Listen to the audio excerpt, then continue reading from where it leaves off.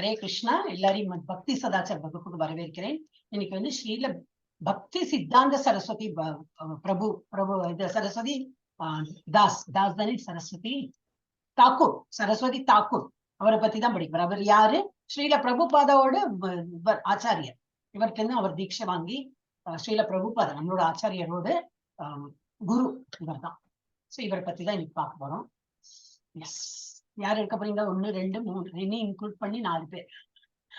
S, Jayashree Mataji படிக்க போற. மங்கையர் திலகம் மாதாஜி ரொம்ப நாள் ஆச்சு, கேட்கவே இல்லை. மங்கையர் திலகம் மாதாஜி இங்க படிக்கிறா?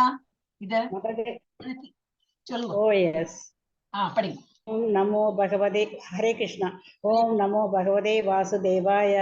ஓம் நமோ பகவதே வாசுதேவாய. ஓம் நமோ பகவதே வாசுதேவாய. ஓம் ஞானதிவிரஞ்சயா தேவராந்தர ஞானாஞ்சயா சலாகயா சசுர் உன்மிலித்தம் ஏன தஸ்மை ஸ்ரீ குருவே நமः. மன்னிஸ்தம் சாவிதம் ஏன பூதலே ஸ்வயம் ரூபா கதாமஹயம் ததா ஸ்வபதாந்திகம் வந்தே அகம் ஸ்ரீ கௌரோ श्रीयुत पदकमलं श्री गुरुन् वैष्णवांस श्रीरूपं जाग्रदादं सहहन रघुनाथान् विदां तं ससदीपं सात्वैदं सदा सावधूतं परिजन सहितं श्री राधा कृष्ण चैतन्य देवं श्री कृष्ण चैतन्य देवं श्री राधा कृष्ण बादान् सह गणललिता श्री विशाखान् वेदांस மெல்லையா. ஓகே, மெதுவா சொல்லுங்க, அப்பதான் எல்லாரும் நீ கண்ணு பாக்குறதுக்குள்ள ஓடியாச்சு. அப்படியே பலபலமா சொல்லிட்டு இருக்கிறதா வேகமா போயிட்டு இருக்கு. கிருஷ்ணா கருண சிந்து தீனபந்து ஜெகத்பதே கோபேச கோபிகா காந்த ராதா காந்த நமஸ்துதே பக்த காஞ்சன கௌராங்கி ராதா பிருந்தாவனேஸ்வரி ரிஷபானு சுதே தேவி பிரணமாமி ஹரிப்பிரியே வாஞ்ச கல்பத்ருஷ்ய कृपा सिंधुक्ति एव सा पतितानां पावन्यो वैष्णवाभ्यो नमो नमः. नमो ब्राह्मण्य देवाय गो ब्राह्मण्य हिदासाय जगत्हिदासाय कृष्णाय गोविंदाय नमो नमः. नमो महावदनाय कृष्ण प्रेम पदादाय कृष्णाय कृष्ण चैतन्याय नामिने गौरस्वदे नमः. गुरवे गौरचंद्राय राधिकायाय ददालये कृष्णाय कृष्ण भक्ताय तत्भक्ताय नमो नमः. नमो विष्णुपदाय कृष्ण पृष्ठाय भूतले श्रीमद्भक्ति वेदांत स्वामिने नामिने नमस्ते सरस्वती देवे गौरवाणी प्रचारिणे निर्विशेष शून्यवादे वासासदेश धारिणे पंचतत्वामहं कृष्णं भक्तरूपं स्वरूपकं भक्तावतारं भक्ताख्यं नमामि भक्त शक्तिकं. जय श्री कृष्ण चैतन्य प्रभु नित्यानंद श्री अद्वैत गदाधर श्रीवासादि गौर भक्त वृंदा. हरे कृष्णा कृष्ण कृष्ण हरे हरे हरे राम राम राम हरे हरे. हरे कृष्णा कृष्ण कृष्ण हरे हरे हरे राम राम राम हरे हरे. ஹரே கிருஷ்ணா. மாதாஜி ஹரே கிருஷ்ணா. எஸ், அப்ப நம்ம வந்து இவரோட பிரணத்தை எடுத்துட்டு அப்புறம் வந்து எஸ் नमो ओम विष्णुपादाय कृष्णप्रेष्ठाय भूतले श्रीमते भक्ति सिद्धांत सरस्वती ती नामिने. இது இவரோட பிரணத்தி தான் நிறைய கொடுத்திருக்கு, 4 தான் கொடுத்திருக்கு, மீனிங் கொடுத்திருக்காங்க. பகவான் கிருஷ்ணருக்கு மிகவும் பிரியமானவரானவரும் அவருடைய தாமரை பாதங்களில் அடைக்கலம் புகுந்தவருமான அவரது தெய்வீக அருளான பக்தி சித்தாந்த சரஸ்வதிக்கு எனது மரியாதைக்குரிய வணக்கங்களை சமர்ப்பிக்கிறேன். श्रीवर्षभानवी देवी दायिदाय कृपाप्तये कृष्ण संबंध विज्ञान ताயினே பிரபவே நம. ஸ்ரீமதியால் விரும்பப்பட்டவரும் ராதாராணியின் கடல் கடந்த அறிவியலை வழங்குபவருமான ஸ்ரீ ரிஷபானுதேவி தாயிதா தாசா ஸ்ரீல பக்தி சித்தாந்த சரஸ்வதியின் மற்றொரு பெயர் தாயிதா தாஸ். ரிஷபானவி தேவிதாஸ் தாயிதா தாஸ். ஆனா அவரோட இதுல எல்லாம் வரவே இல்லை, இதுதான் ஃபர்ஸ்ட் டைம் கேட்கிறேன். அவர்களுக்கு எனது மரியாதைக்குரிய வணக்கங்களை தெரிவித்துக் கொள்கிறேன். मातुर्योज्वल प्रेमाद्य श्री रूपानुग भक्तिता श्री गौर करुणा शक्ति विग्रहाय நமஸ்துதே.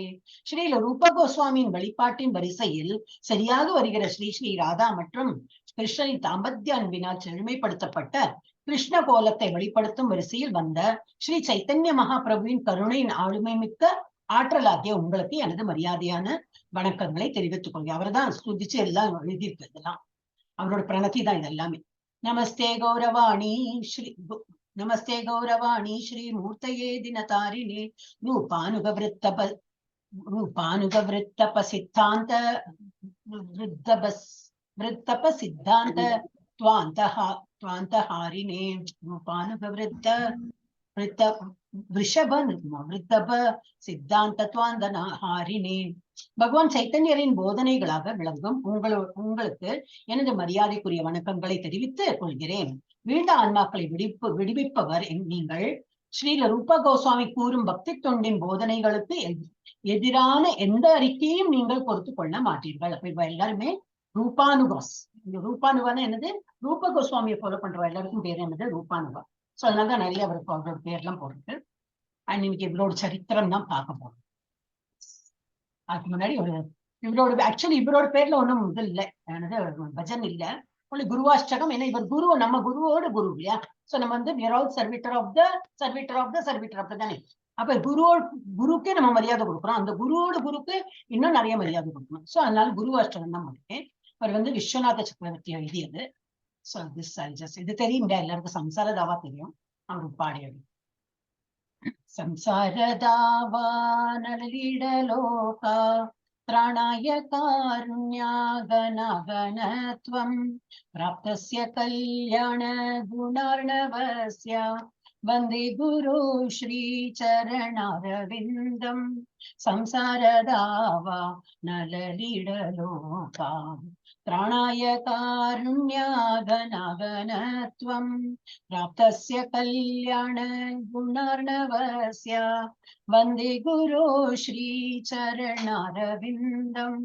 महाप्रभो कीर्तन नित्य गीता वादित्रमाद्यन् मनसोरसेना रोमाञ्चकं पाश्रुतरङ्गवाजो वन्दे गुरु श्रीचरणारविन्दं.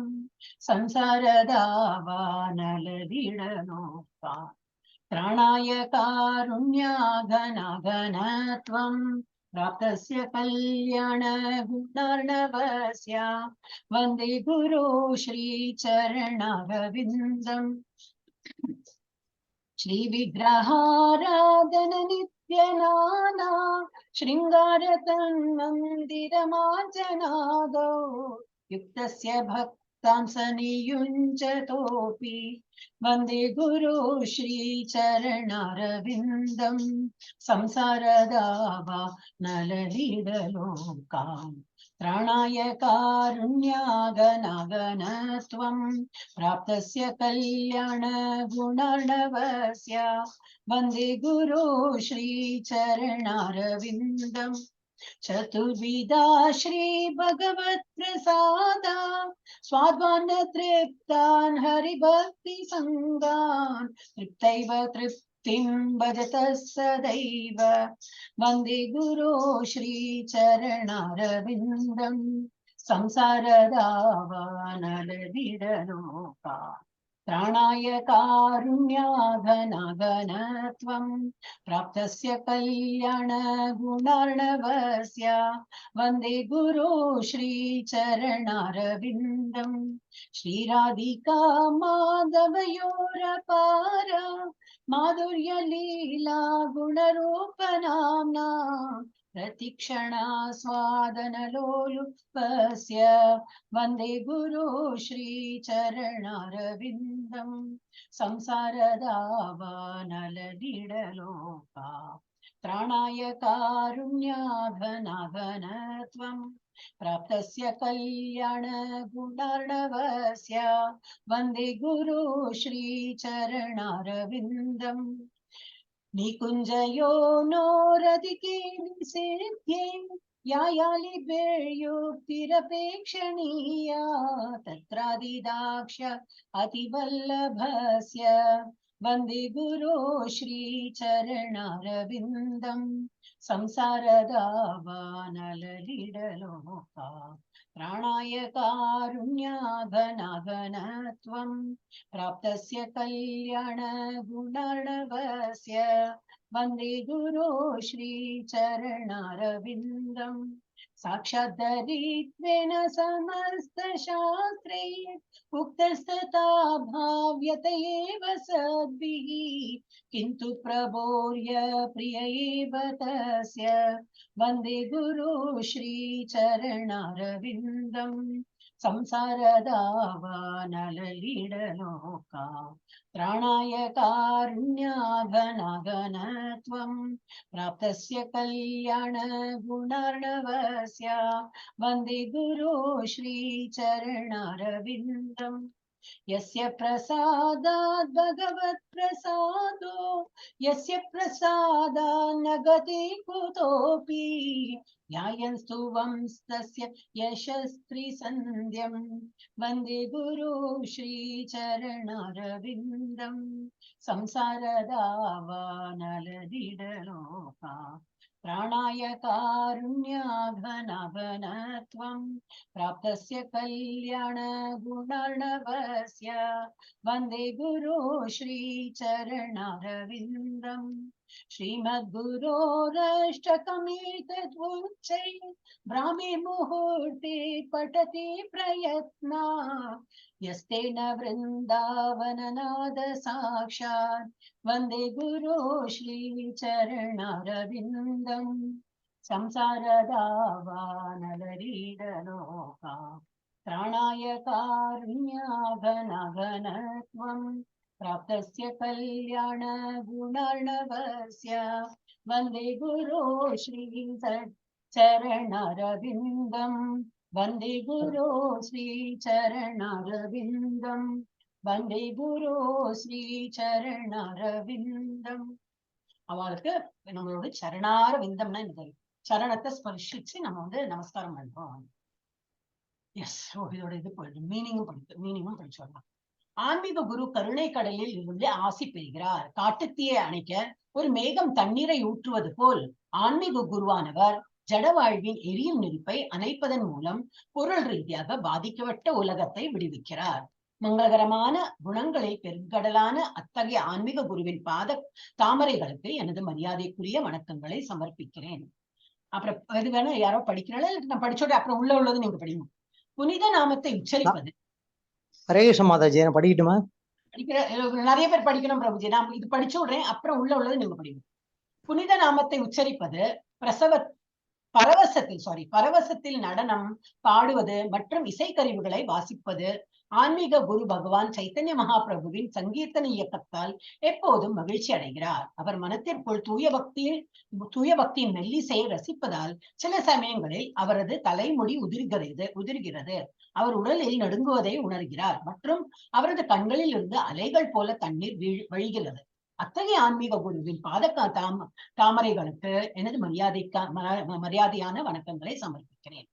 அப்புறம் மூணாவது இதுக்கு என்ன மீன் கொடுத்தது, ஆன்மீக குரு எப்பொழுதும் ஸ்ரீ ஸ்ரீ ராதா மற்றும் கிருஷ்ணரின் கோவில் வழிபாட்டில் ஈடுபட்டுள்ளார்.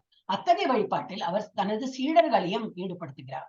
அவர்கள் தெய்வங்களுக்கு அழகான ஆடைகள் மற்றும் ஆபரணங்களை அணிவித்து அவர்களின் கோவிலை சுத்தம் செய்து இறைவனுக்கு இதே போன்ற வழிபாடுகளை செய்கிறார்கள். அத்தகைய ஆன்மீக குருவின் பாத தாமரைகளுக்கு எனது மரியாதைக்கான வணக்கங்களை சமர்ப்பிக்கிறேன். யாரெல்லாம் காலையில மங்களாரத்தி பாக்குறவங்களோ அவங்களுக்கு இது நல்லா புரியும். யாரெல்லாம் எழுந்துக்கிறாங்க காலையில, அதனால அதெல்லாம் தான் நம்ம அட்மையர் பண்ணோம். காலையில எழுந்து பகவான் முகம் பார்த்து நான் பாக்குறேன் மாதாஜி. இருக்கல் பிரபுஜி, எனக்கு தெரியும். அந்த ஜெயஸ்ரீ மாதாஜி அவங்க 2:30 மணிக்கு எழுந்துருவா. அவங்க எழுப்புவாங்க, அந்த பூஜாரி எழுப்பி ஏந்திருப்பா, எல்லாம் வேலை ஆரம்பிப்பாங்க. Okay okay. ஆன்மீக குரு எப்பொழுதும் கிருஷ்ணருக்கு 4 வகையான சுவையான உணவுகளை வழங்குகிறார். நக்கு, மென்று, குடித்த மற்றும் உறிஞ்சப்பட்டவை என பகுப்பாய்வு செய்யப்படுகிறது. பக்தர்கள் பகவத் பிரசாதத்தை சாப்பிட்டு திருப்தி அடைவதை ஆன்மீக குரு பார்க்கும் போது அவர் திருப்தி அடைகிறார். அத்தகைய ஆன்மீக குருவின் பாத தாமரைகளுக்கு எனது மரியாதையான வணக்கங்களை சமர்ப்பிக்கிறேன். அப்புறம் 5வது, ராதிகா மற்றும் மாதவாவின் வரம்பற்ற தாம்பத்திய பொழுதுகளை மற்றும் தாம்பத்திய பொழுதுகள் மற்றும் அவர்களின் குணங்கள், பெயர்கள் மற்றும் வடிவங்களை பற்றி கேட்கவும் பாடவும் ஆன்மீக குரு எப்பொழுதும் ஆர்வமாக இருக்கிறார். ஆன்மீக குருவானவர் ஒவ்வொரு கணமும் இவற்றை அனுபவிக்க ஆசைப்படுகிறார். அத்தகைய ஆன்மீக குருவின் தாமரைகளுக்கு அந்த மரியாதையான வணக்கங்களை சமர்ப்பிக்கிறேன்.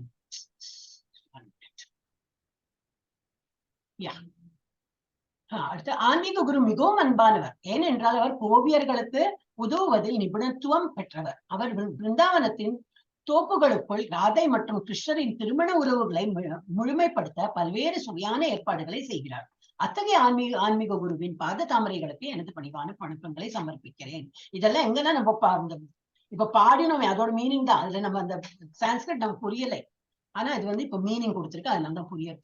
நெக்ஸ்ட், ஆன்மீக குருவானவர் இறைவனுக்கு இணையாக மதிக்கப்பட வேண்டும். ஏனெனில் அவர் இறைவனின் மிக ரகசியமான சேவகராக இருக்கிறார். இது அனைத்து வெளிப்படுத்தப்பட்ட வேதங்களிலும் கொள்ளப்பட்டு அனைத்து அதிகாரிகளாலும் பின்பற்றப்படுகிறது. எனவே ஸ்ரீ ஹரியன், தட் இஸ் கிருஷ்ணரின் உண்மையான பிரதிநிதியான அத்தகைய ஆன்மீக குருவின் பாத தாமரைகளுக்கு எனது மரியாதைக்குரிய வணக்கங்களை சமர்ப்பிக்கிறேன். ஆன்மீக குருவின் கருணையால் ஒருவர் கிருஷ்ணரின் அருளை பெறுகிறார். ஆன்மீக குருவின் அருள் இல்லாமல் ஒருவரால் எந்த முன்னேற்றமும் அடைய முடியாது. எனவே நான் எப்போதும் ஆன்மீக குருவை நினைவு கூர்ந்து போற்ற வேண்டும். ஒரு நாளைக்கு குறைந்தது 3 முறையாவது எனது ஆன்மீக குருவின் தாமரை பாதங்களுக்கு மரியாதையுடன் வணக்கம் செலுத்த வேண்டும். பிரம்ம முகூர்த்தத்தின் போது ஆன்மீக குருவிடம் இந்த அழகான பிரார்த்தனையை மிகுந்த கவனத்துடன் மாற்றத்துடனும் உரத்த குரலில் சொல்லும் ஒருவர் தனது மரணத்தின் போது விருந்தாவனத்தின் இறைவனான கிருஷ்ணருக்கு நேரடி சேவையை பெறுகிறார். சோ இது வந்து அதுவும் கொடுத்திருக்கு. காலையில என்னண்டு மங்களாரத்தி பார்க்கும்போது குரு வந்தனம் பண்றாங்க. சோ அதுவும் வந்து எவ்வளவு இம்பார்ட்டன்ஸ் இருக்குன்னு சொல்லிட்டு பகவான் இது மாத்திரம் பாக்குறது கிடையாது. என்ன பண்ணேன்னா, I stop the screen share.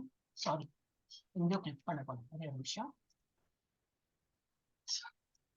நம்ம வந்து பகவானோட உருவம் மாத்திரம் என்னது பார்த்து சந்தோஷம், அது மாத்திரம் இல்ல, குரு வந்தனமும் பண்றாங்க. சோ அதுவும் நம்ம கேட்டு இந்த மாதிரி பண்ணா ரொம்ப நமக்கு வந்து இட்ஸ் வெரி நைஸ்.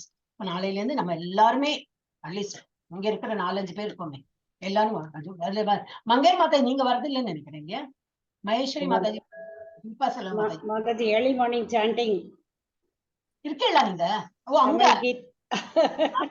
நான் இருக்கேனே, அங்கேயும் நான் இருக்கேன். பட் 2 ஆன் பண்ணி மொபைல் ஒண்ணு. ஹரே கிருஷ்ணா. இல்ல, இது இந்த மங்களாரத்தி பார்த்துட்டு அதை சாண்ட் பண்ணலாமே மாதாஜி. இங்கே சாண்டிங் இருக்கு. 5 மணில இருந்து இருக்கு. அங்க 3:45 ஆரம்பிச்சுடுறாரு. அப்ப நீங்க 4:30 அங்கே இங்க வந்து இந்த மாதாஜி அப்படிதான் பண்றா, ஜெயஸ்ரீ மாதாஜி. சோ அந்த மாதிரி என்ன மங்களாரத்தி இப்ப நம்ம வந்து கோயில்ல போயிட்டு இந்த என்னது விஸ்வரூப தரிசனம் அது பாக்குறோம் இல்லையா, அதே மாதிரி தான். அப்ப நம்ம வீட்டுல அதனால ஓகே. இப்ப வந்து இவர் அருட்செல்வம் பிரபு படிங்க. இவர் லைஃப் ஹிஸ்டரி ஆரம்பிக்கிறது தான். அவரோட குடும்பம்னு யாரு, அவ அப்பா இல்ல எது அவர் தெரியாது. எனக்கு 10 குழந்தை இருக்காராம். அருட்செல்வம் பிரபு படிங்க. படிக்கிறேன் மாதாஜி.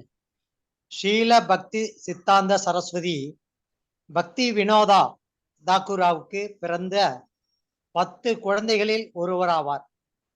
பூரியில் உள்ள ஜெகநாதரின் கோயிலுக்கு அருகில் உள்ள நாராயண சட்டா என்ற பெயரில் ஒரு வீட்டில் வசிக்கும் போது பக்தி வினோதா தாக்குரா ஒரு முக்கிய துணை மேஜிஸ்ட்ரேட்டாகவும் ஜெகநாத கோயிலின் கண்காணிப்பாளராகவும் பணியாற்றினார். இந்த பொறுப்புகள் இருந்த போதிலும் அவர் அற்புதமான ஆற்றலுடன் கிருஷ்ணருக்கு சேவை செய்து வந்தார். இந்தியாவில் கௌடியா வைணவத்தை சீர்திருத்த வேலை செய்யும் போது ஸ்ரீல பக்தி வினோதா தாகுரா பகவான் சைத்தன்யரிடம் பிரார்த்தனை செய்தார். உங்கள் போதனைகள் மிகவும் மதிப்பிழந்துள்ளன, அவற்றை மீட்டெடுப்பது என் அதிகாரத்தில் இல்லை என்று கூறினார். மேலும் அவர் தனது பிரசங்கத்தில் தனக்கு உதவ ஒரு மகனுக்காக ஜெபித்தார். பிப்ரவரி 6, 1874 பக்தி சித்தாந்த சரஸ்வதி ஜெகநாதபுரியில் பக்தி வினோதா தாக்குராவுக்கும் மற்றும் பகவதி தேவிக்கும் பிறந்தபோது வைஷ்ணவர்கள் அவரது தந்தையின் பிரார்த்தனைக்கு விடையாக கருதினார். ஹரே கிருஷ்ண மாதாஜி. ஹரே கிருஷ்ணா. சோ இவர் வந்து பக்தி சித்தாந்த சரஸ்வதி, அவருக்கு வேற பேர் உண்டு, அது பின்னாடி போட்டு. அவர் வந்து வினோதா தாக்கூர், இவரோட நம்ம படிச்சிருக்கோம். பக்தி வினோத் தாக்கூர் இவரோட வீட்டுலதான் அவர் வந்து பிறந்திருக்க. 10 குழந்தைகள் அது இங்க நான் எண்ணி பார்த்தேன். 10 குழந்தைகளோட இருக்கு. அவர் வைஃப் இருக்காரு இங்க. அது வந்து அப்புறம் 10 பசங்க இருக்காங்க இங்க. இதுல வந்து அது யாரும் தெரியாது. ஐ மீன் நோபடி லுக்ஸ் லைக், பார்த்தா தெரியல. ஓகே. அதுல வந்து பூரியில உள்ள ஜெகநாத் கோயிலுக்கு அருகில் நாராயண சட்டாங்கிற ஒரு கிராமமா என்ன பண்றது, ஒரு பேரில் ஒரு வீட்டில் வசிக்கும் போது பக்தி வினோத தாக்கூர் ஒரு முக்கிய துணை. அப்ப அவர் என்ன வேலையா இருந்தார், மெஜிஸ்ட்ரேட்டாக இருந்திருக்காருங்க. அந்த மாதிரி இருக்கும் போதும் மெஜிஸ்ட்ரேட்டா அந்த கவர்மெண்ட் ஒர்க் தான். அது இருக்கும்போது என்ன பக்தியிலயும் அவர் வந்து நல்ல மும்முரமா அப்படி ஈடுபாட்டோடு இருந்திருக்கார். இந்த பொறுப்புகள் இருந்த போதிலும் அவர் அற்புதமான ஆற்றலுடன் கிருஷ்ணருக்கு சேவையும் செய்து வந்தார். அப்புறம் இந்தியாவில் கௌடிய வைஷ்ணவத்தை சீர்திருத்த வேலை செய்யும் போது அவர் வந்து அதுவும் பண்ணியிருந்தார். சைத்தன்யாவுக்கு ஹெல்ப் பண்ணிட்டு அந்த சீர்திருத்த வேலைன்னு எல்லாரும் பக்தி பண்ணுங்க அப்படின்னு. ஆனா என்ன சொல்லிட்டார் அவர், சைத்தன்யாக்கு, உங்களோட இந்த மாதிரி நல்ல நீங்க இதெல்லாம் சொல்றீங்கன்னா அது எடுத்து நடத்துறதுக்கு வந்து முடிய மாட்டேங்கிறது. அது ஒரு மாதிரி என்ன மதிப்பிழந்து உள்ளதா போல இருக்கு. அதுக்கு என்னால வந்து நான் முயற்சி பண்ணாலும் என்னால் முடியறது இல்ல. அது எப்படி மீட்டெடுப்பது, என் அதிகாரத்தில் இல்லைன்னா என்னால முடிய மாட்டேங்கிறது. சோ அப்ப வேண்டிக்கிறார், எனக்கு ஒரு அழகா ஒரு பிள்ளை பிறக்கட்டும், அந்த தனக்கு உதவ ஒரு மகனுக்காக ஜெபித்தார். வேண்டினார், எனக்கு ஒரு அழகா ஒரு பிள்ளை பிறக்கட்டும், அவன் மூலமா இது வந்து கொஞ்சம் ஹெல்ப் பண்றப்பெல்லாம் ஆகட்டும். அதே போல அவருக்கு வந்து 1874 பிப்ரவரி 6ஆம் தேதி பக்தி சித்தாந்த சரஸ்வதி ஜெகநாத் புரியில் பக்தி வினோதா தாக்கூருக்கும் அவரோட மனைவி என்னது பகவதி தேவிக்கும் பிறந்த போது வைணவர்கள் என்ன நினைச்சாங்க, அவங்க யார் அந்த அந்த மூமெண்ட்ல இருக்கிறவங்க தான், ஆஹா இவர் நினைச்சா போல அவருக்கு ஒரு குழந்தை பிறந்தது அப்படின்னு. ஏன்னாக்கா அவரோட அடுத்த செய்கை எல்லாம் அந்த மாதிரி இருந்தாங்க. ஒரு செயல் எல்லாம் பார்த்தா அப்படியே வந்து அருள், பகவானோட அருள் இருக்கிற அந்த மாதிரி குழந்தையா இருந்தான். எஸ். அடுத்தது யாரு, தீபா செல்வம் மாதாஜி தான் நினைக்கிறேன். ஒரு நிமிஷம். ஹரே கிருஷ்ணா மாதாஜி. நீங்க தானே ABCD, நீங்க தான். மறக்க மாட்டேன், ஆனா நீங்க தான் வரது இல்ல. சரி மாதாஜி, டெய்லி வந்துடும். டெய்லி வந்துரும் மாதாஜி.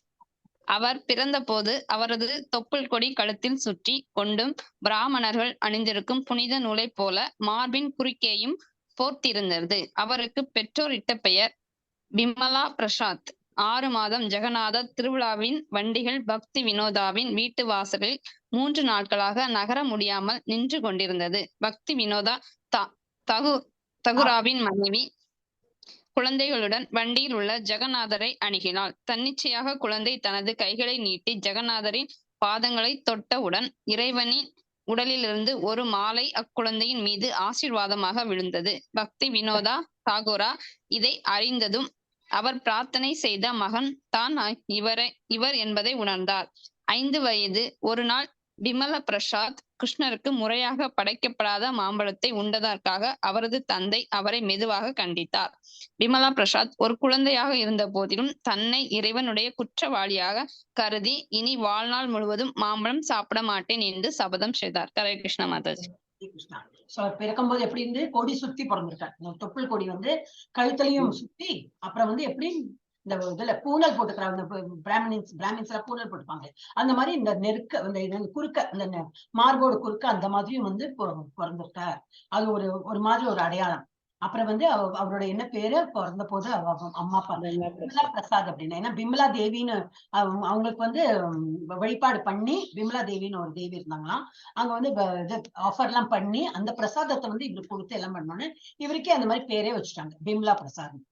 அப்புறம் 6 மாதத்துல என்ன நடந்ததுனாக்கா, இந்த இது தேர் எல்லாம் அவங்க வீட்டு பக்கத்துல வந்து அங்கேயே ஸ்டக்கப் ஆயிடுது, மூவே ஆகல.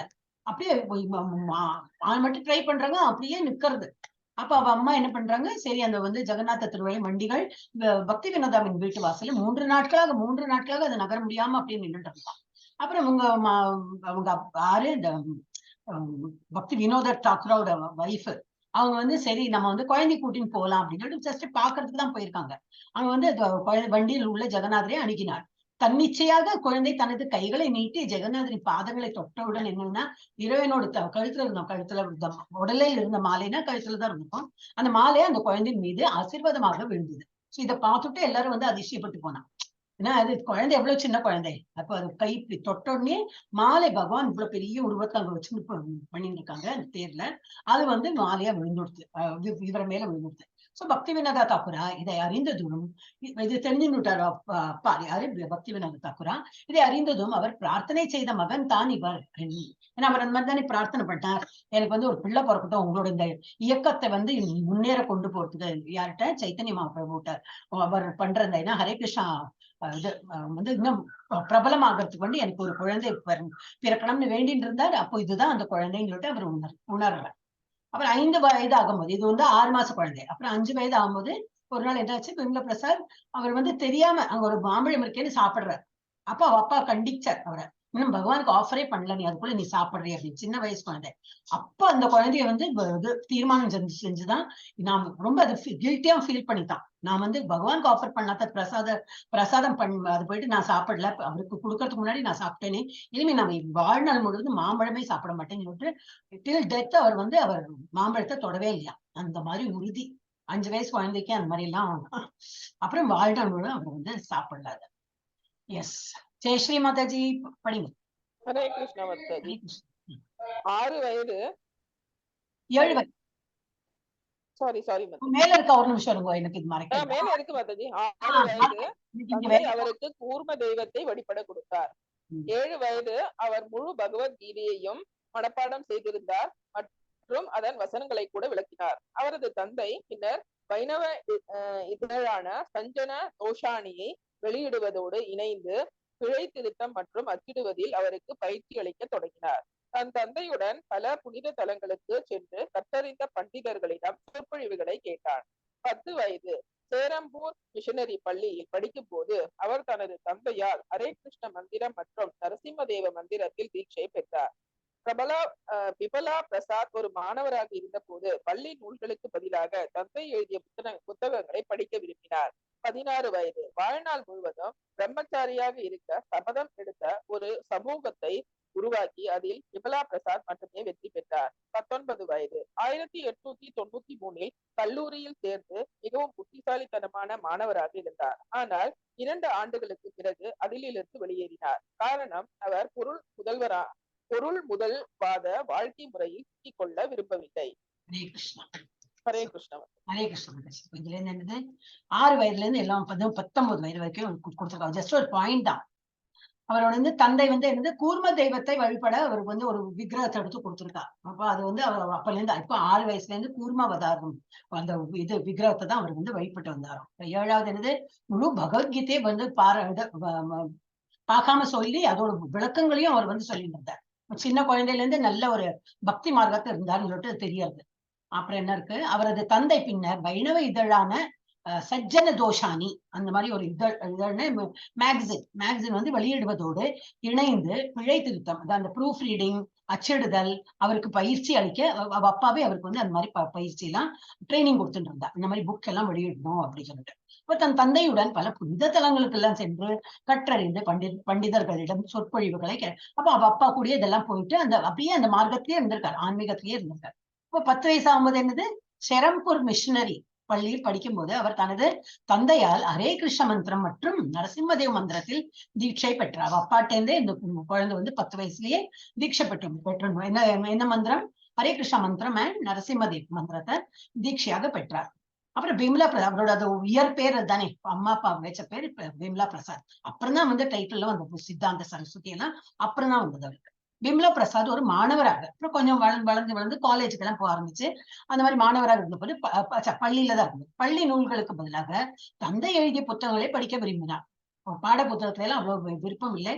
அவன் அப்பா எழுதின புக்ல எல்லாம் அவருக்கு ரொம்ப நாட்டம், எல்லாம் ஆன்மீகம், தட் மீன்ஸ் ஆன்மீகத்துல தான் நாட்டம். அப்புறம் 16 வயசு ஆகும்போது வாழ்நாள் முழுவதும் பிரம்மச்சாரியாக இருக்க சபதம் அந்த மாதிரி எடுத்துட்டு ஒரு கூட்டம், ஒரு சமூகத்தை உருவாக்கி அப்புறம் என்னது எல்லாரும் அவாவா கல்யாணம் பண்ணி போயிட்டாங்க. இவர் மாத்திரம் அதுல ஜெயிச்சுட்டார். இவர் மாத்திரம் அந்த கல்யாணம் பண்ணிக்காம அந்த மாதிரி ஒரு வெற்றி பெற்றார். அப்புறம் 19 வயசாச்சு 1893 1893 கல்லூரியில் சேர்ந்து மிகவும் புத்திசாலித்தனமான மாணவராக இருந்தார். ஆனால் 2 ஆண்டுகளில் அதையும் விட்டுட்டார். ஏன்னா அவருக்கு வந்து அதுல நாட்டம் இருக்கல. காரணம், அவர் பொருள் முதல்வாத வாழ்க்கை. ஏன்னா அதுல படிச்ச என்ன, பொருள் ஈட்டுறதுக்குள்ள நல்ல ஜாப் கிடைக்கும், அதே தானே அந்த லைஃப் தானே. இப்ப நம்ம பிரபுஜி மாதிரி NND பிரபுஜி IIT கான்பூர்ல IIT-ல நுழையறதே ரொம்ப கஷ்டம். அந்த ஜி கிராக் பண்ணா அது இதுன்னு சொல்லிட்டு. ஒரே ஒரு நிமிஷம் யாரு வந்திருக்காங்க, ஒரே ஒரு நிமிஷம்.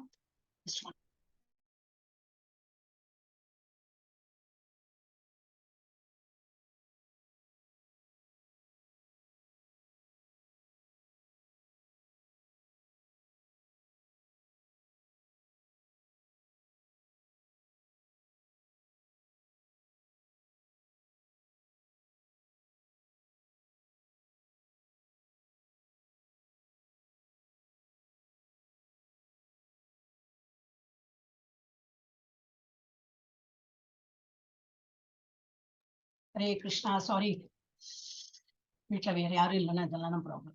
ஹரே கிருஷ்ணா. அப்ப என்னது இல்லைன்னு 19 வயதுல 1793ல கல்லூரி சேர்ந்து அந்த 2 ஆண்டுகள்ல அதையும் விட்டுட்டார். ஏன்னா அதுல வந்து என்என்டி ப்ரொஃபசர் சொல்லியிருந்தேன். அவர் என்ன பண்ணார், ஐஐடியில போய் நல்ல ஐஐடில எல்லாம் என்ட்ரி பண்ணனாலே பெரிய காரியம். நம்ம பசங்களுக்கு எல்லாம் இவ்வளவு வாட்டி ரொம்ப கஷ்டம் ஐஐடில போறது.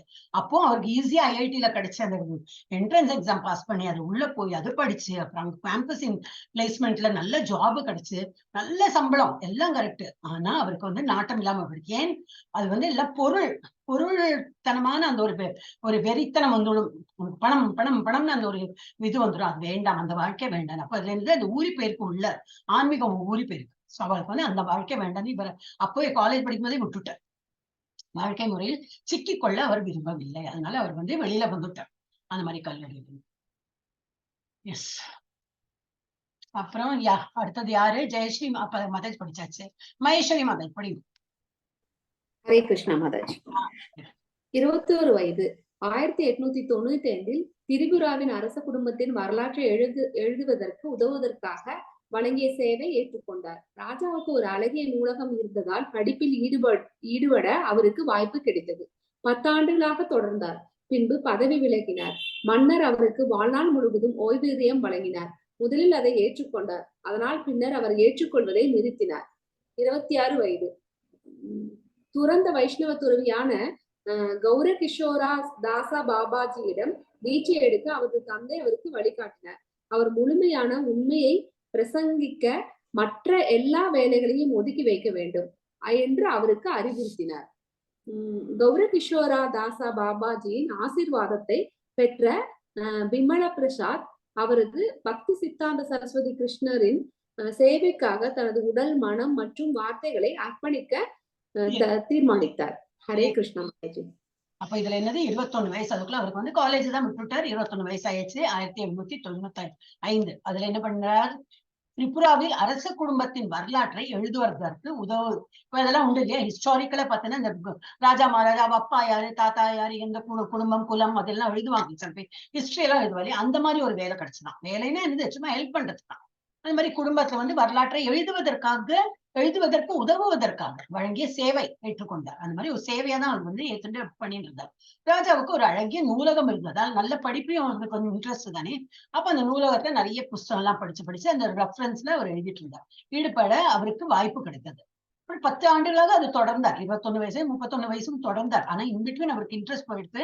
அவர் வேற 26 வயசுல வேற என்னது துறந்த வைஷ்ணவ துறவியான கௌரகிஷோரா தாசரிடம் தீட்சையும் பெற்றார். ஏன்னா ஆன்மீகம் நடந்துட்டே இருக்கு. ஆனா இது ஜஸ்ட் ஒரு ஹெல்பிங்க்கு 10 ஆண்டுகள் பண்ணினார். அப்புறம் பின்பு பதவியை விலகினார். ஏன்னா அதுல நாட்டம் இல்லை, வேண்டாம் எனக்கு இந்த இது வேண்டாம். ஆனா மன்னர் வந்து விடல. மன்னர் என்ன சொன்னார், okay even if you don't write, நான் வந்து உனக்கு ஊதியம் தந்துடுறேன். ஓய்வூதியம் அப்படின்னா என்னது, பென்ஷன் மாதிரி ஓய்வு எடுத்துன்னு அதுக்கப்புறம் நான் வந்து உனக்கு பணம் தரேன், நீ இவ்வளவு நாள் வேலை பண்ணீங்க அப்படின்னு.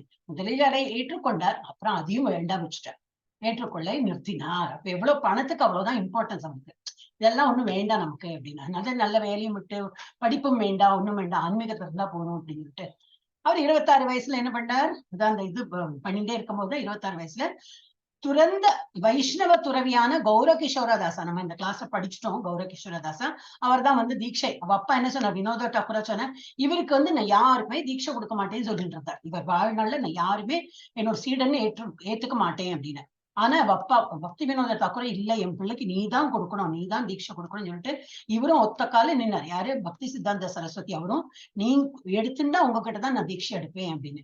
இவர் மாட்டேன்னு சொல்ல அவர் வந்து இல்ல நான் அப்புறம் என்னது நான் தற்கொலை பண்ணி விடுவேன், நீங்க எனக்கு கொடுக்கலன்னா நான் வந்து தற்கொலையே பண்ணிவிடுவேன், இந்த மாதிரி வாழ்க்கை வாழறதை விட வேண்டாம் அப்பாவி அந்த மாதிரி சொன்னப்புறம் இவர் வந்து ஓகே சரின்னு சொல்லிட்டு அவர் தான் ஒரே ஒரு ஆளுக்கு தான் அவர் வந்து தீட்சை கொடுத்தார்.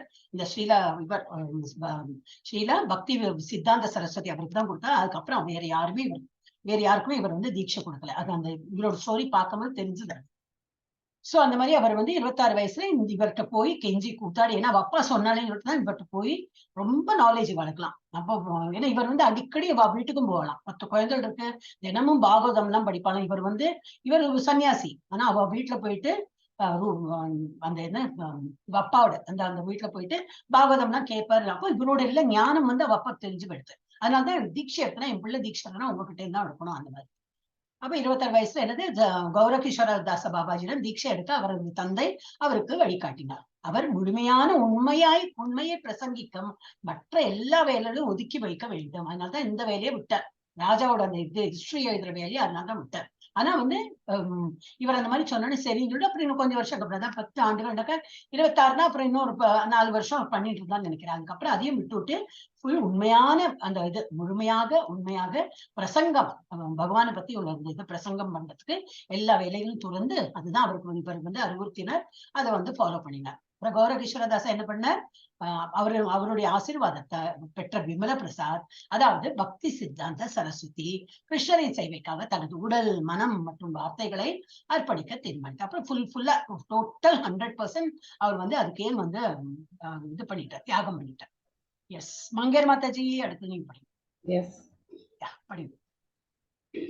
31 வயது 1905 பக்தி சித்தாந்த சரஸ்வதி ஹரே கிருஷ்ணா மந்திரத்தை 100 கோடி 1000 மில்லியன் அதாவது 1 பில்லியன் முறை ஜபிப்பதாக சபதம் எடுத்தார். மாயாப்பூரில் சைத்தன்யர் பிறந்த இடத்திற்கு அருகில் உள்ள புல்குடிசையில் தங்கியிருந்த அவர் இரவும் பகலும் ஹரே கிருஷ்ணா மந்திரத்தை உச்சரித்தார். மண்பானையில் தினமும் ஒரு முறை சோறு சமைத்து அதற்கு மேல் எதுவும் சாப்பிட மாட்டார். தரையில் தூங்கினார். மழை நீர் புல்தரை வழியாக கசிந்த போது அவர் ஒரு குடையின் கீழ் அமர்ந்து மந்திரத்தை உச்சரிக்க தூங்குவார். 37 வயது 1911ஆம் ஆண்டு மிட்னாப்பூரில் பண்டித விஸ்வம்பரானந்த தேவா கோஸ்வாமி தலைமையில் நடைபெற்ற அகில இந்திய பண்டிதர்களின் மகாநாட்டில் அப்போது நோய்வாய்ப்பட்டிருந்த பக்தி வினோதா தாக்கூராவின் இடத்தை பிடித்து பார்வையால் வியக்க ஒரு பிராமணருடையும் வைஷ்ணவருடையும் நிலை குறித்து ஒப்பிட்டு விரிவுரை செய்தார். சொற்பொழிவு முடிந்ததும் மக்கள் அனைவரும் அவருக்கு மரியாதை செலுத்தவும் அவரது தாமரை பாதங்களை தொடவும் முன்வந்தனர். மகாநாட்டின் தலைவர் அவரை ஸ்ரீ சுகதேவ கோசாமியின் மற்றொருவர் என்று அழைத்தார். விரிவுரை பின்னர் வங்காள மொழியில் புத்தகமாக வெளியிடப்பட்டது. ஹரே கிருஷ்ணா. அப்புறம் என்னெல்லாம் பண்ணினார் அவரோட ஹிஸ்டரி இஸ் வெரி ஸ்ட்ராங். அப்புறம் 31 வயசு ரொம்ப யங் ஏஜ்ல எல்லாம் இவ்வளவு அச்சீவ் பண்ணிட்டார். அதாவது 1905 பக்தி சித்தாந்த சரஸ்வதி ஹரே கிருஷ்ணா மந்திரத்தை எவ்வளவு பண்றாரு? 100 கோடி ஜபிப்பறான் டெய்லியே. தட் இஸ் 1000 மில்லியன், அதாவது 1 பில்லியன் ஒரு முறை ஜபிப்பதாக சபதம் எடுத்தார். மாயாபுரில் சைத்தன்யர் பிறந்த இடத்திற்கு அருகிலே உள்ள ஒரு புல் குடிசை, அந்த மாதிரி ரொம்ப இது அந்த ஒரு புல் குடிசையில தங்கியிருந்து அவர் இரவும் பகலும் ஹரே கிருஷ்ணா மந்திரத்தையே உச்சரிச்சிருந்தார். அதுல இருந்து தண்ணியெல்லாம் ஒழுகுமா மழை காலத்துல தண்ணியெல்லாம். அப்புறம் என்ன மண்பானையில தினமும் ஒரு முறை சோறு சமைத்து அதையே அதற்கு மேல் எதுவும் சாப்பிட மாட்டார். என்ன சமைக்கிறோமோ அது அந்த பானையோட சைஸ் எவ்வளவு இருக்குமோ அது மாத்திரம் தான் அந்த ஃபுல் டேயோட சமையல், அந்த இது சாப்பாடு அது மாத்திரம் சாப்பிட்டு அப்புறம் தரையில் தான் தூங்கினாராம். மழை நீர் புல்கூரை வழியாக கசிந்த போது என்ன பண்ணுவாரா, ஒரு குடையை எடுத்து வச்சுட்டு மாமந்திரம், சரி தூங்கவும் முடியாது, தண்ணி எல்லாம் கொட்டுறது, என்ன பண்ணலாம், சரி உட்காந்து ஜபம் பண்ணு. அந்த மாதிரி ஜபத்துக்கு அவ்வளவு இம்பார்ட்டன்ஸ், மந்திரத்தை உச்சரிக்க துவங்குவார். அப்புறம் 37வது வயசுல என்ன எடுத்து மித்னாபூர் ஒரு வந்து மாநாடு நடந்துதான். விஸ்வம்பரானந்த தேவ் கோஸ்வாமி தலைமையில் நடைபெற்ற அகில இந்திய பண்டிதர்களின் மாநாடு ஒரு நடந்துதான். அதுல வந்து அப்பா வந்து பக்தி வினோத தாக்கூராக போக முடியல, ஏன்னா அவர் வந்து நோய்வாய்ப்பட்டு படுத்துட்டு இருந்தார். அப்ப இவர் போயிருக்கார். இவர் வந்து அவரோட பிரதிநிதியா இவர் போயிருக்கார். அவ அப்பாவுக்கு பதிலா இவர் போயிருக்கார். அப்புறம் பார்வையாளர்கள் எல்லாம் வியக்கத்தக்க ஒரு பிராமணருடையும் வைஷ்ணவருடையும் இது அவளோட நிலைகள் குறித்து அவளை ஒப்பிட்டு அவர் வந்து வாதாடி நிறைய அதை பத்தி எல்லாம் விரிவுரை செய்திருக்கார். சொற்பொழிவு முடிந்ததும் மக்கள் அனைவரும் அவருக்கு மரியாதை செலுத்தி அவரது தாமரை பாதங்களை தொழவும் முன் வந்தார். நமஸ்காரம் பண்ணி வந்துட்டார். மாநாட்டின் தலைவர் யாரு வந்து தலைவரா இருந்தாரோ அவர் வந்து சுகதேவ கோஸ்வாமி, இவருக்கு வந்து ஒரு பட்டப்பேரை கொடுத்துருந்தார். பட்டப்பேர் இல்லை, சுகதேவ கோஸ்வாமி எவ்வளவு அறிவோடு இருந்தாரோ அந்த மாதிரி நீ இவ்வளவு எல்லாம் சொல்லியிருக்க. பட் சுகதேவ கோஸ்வாமி மற்றொருவர், தட் இஸ் அவரை போல நீ வந்து சுகதேவ கோஸ்வாமி மாதிரி நீ வந்து நல்ல சொற்பொழிவு எல்லாம் பண்ணியிருக்க அப்படிங்கிறது. அப்புறம் விரிவுரை பின்னர் இது வந்து வங்காள மொழியில வந்து அது வந்து பிரிண்ட் பண்ணியிருக்காங்க. இவர் பேசுன அந்த இதெல்லாமே லெக்சர்லாம் வங்காள மொழியில் புத்தகமாக வெளியிடப்பட்டிருக்க. எஸ். அப்புறம் வந்து 38 வயது திருப்பி அருட்செல்வம் பிரபு படிங்க. ஹரே கிருஷ்ணா. அருட்செல்வம் பிரபு படிக்கிறோமா? படிங்க. 38 வயது 1912 சீல பக்தி சித்தாந்த வங்காளத்தின் பல்வேறு பகுதிகளில் பயணம் செய்து பிரசங்கித்தார். 39வது வயது 1913 அவர் தெற்கு கல்கத்தாவில் பகவத் அச்சகத்தை நிறுவினார். அது பின்னர் மாயாப்பூருக்கும் பின்னர் கிருஷ்ணா நகருக்கும் மாற்றப்பட்டது. அங்கு அவர் தனது பல கவனமாக திருத்தப்பட்ட புத்தகங்களை வெளியிட தொடங்கினார். மொத்தத்தில் அவர் 61 படைப்புகள் மற்றும் 8 வெவ்வேறு பத்திரிகைகளை வெளியிட்டார், திருத்தினார் மற்றும் எழுதினார். ஒரு முறை கடவுளை பற்றி மட்டும் ஒவ்வொரு மாதமும் ஒரு பத்திரிகையில் வெளியிடுவது எப்படி என்று அவரிடம் கேட்கப்பட்ட போது, இந்த உலகில் ஆயிரக்கணக்கான செய்தித்தாள்கள் மற்றும் பத்திரிகைகள் இந்த வரையறுக்கப்பட்ட இடத்தில் மீண்டும் மீண்டும் நடக்கும் நிகழ்வுகளை புகாரளிக்கின்றன.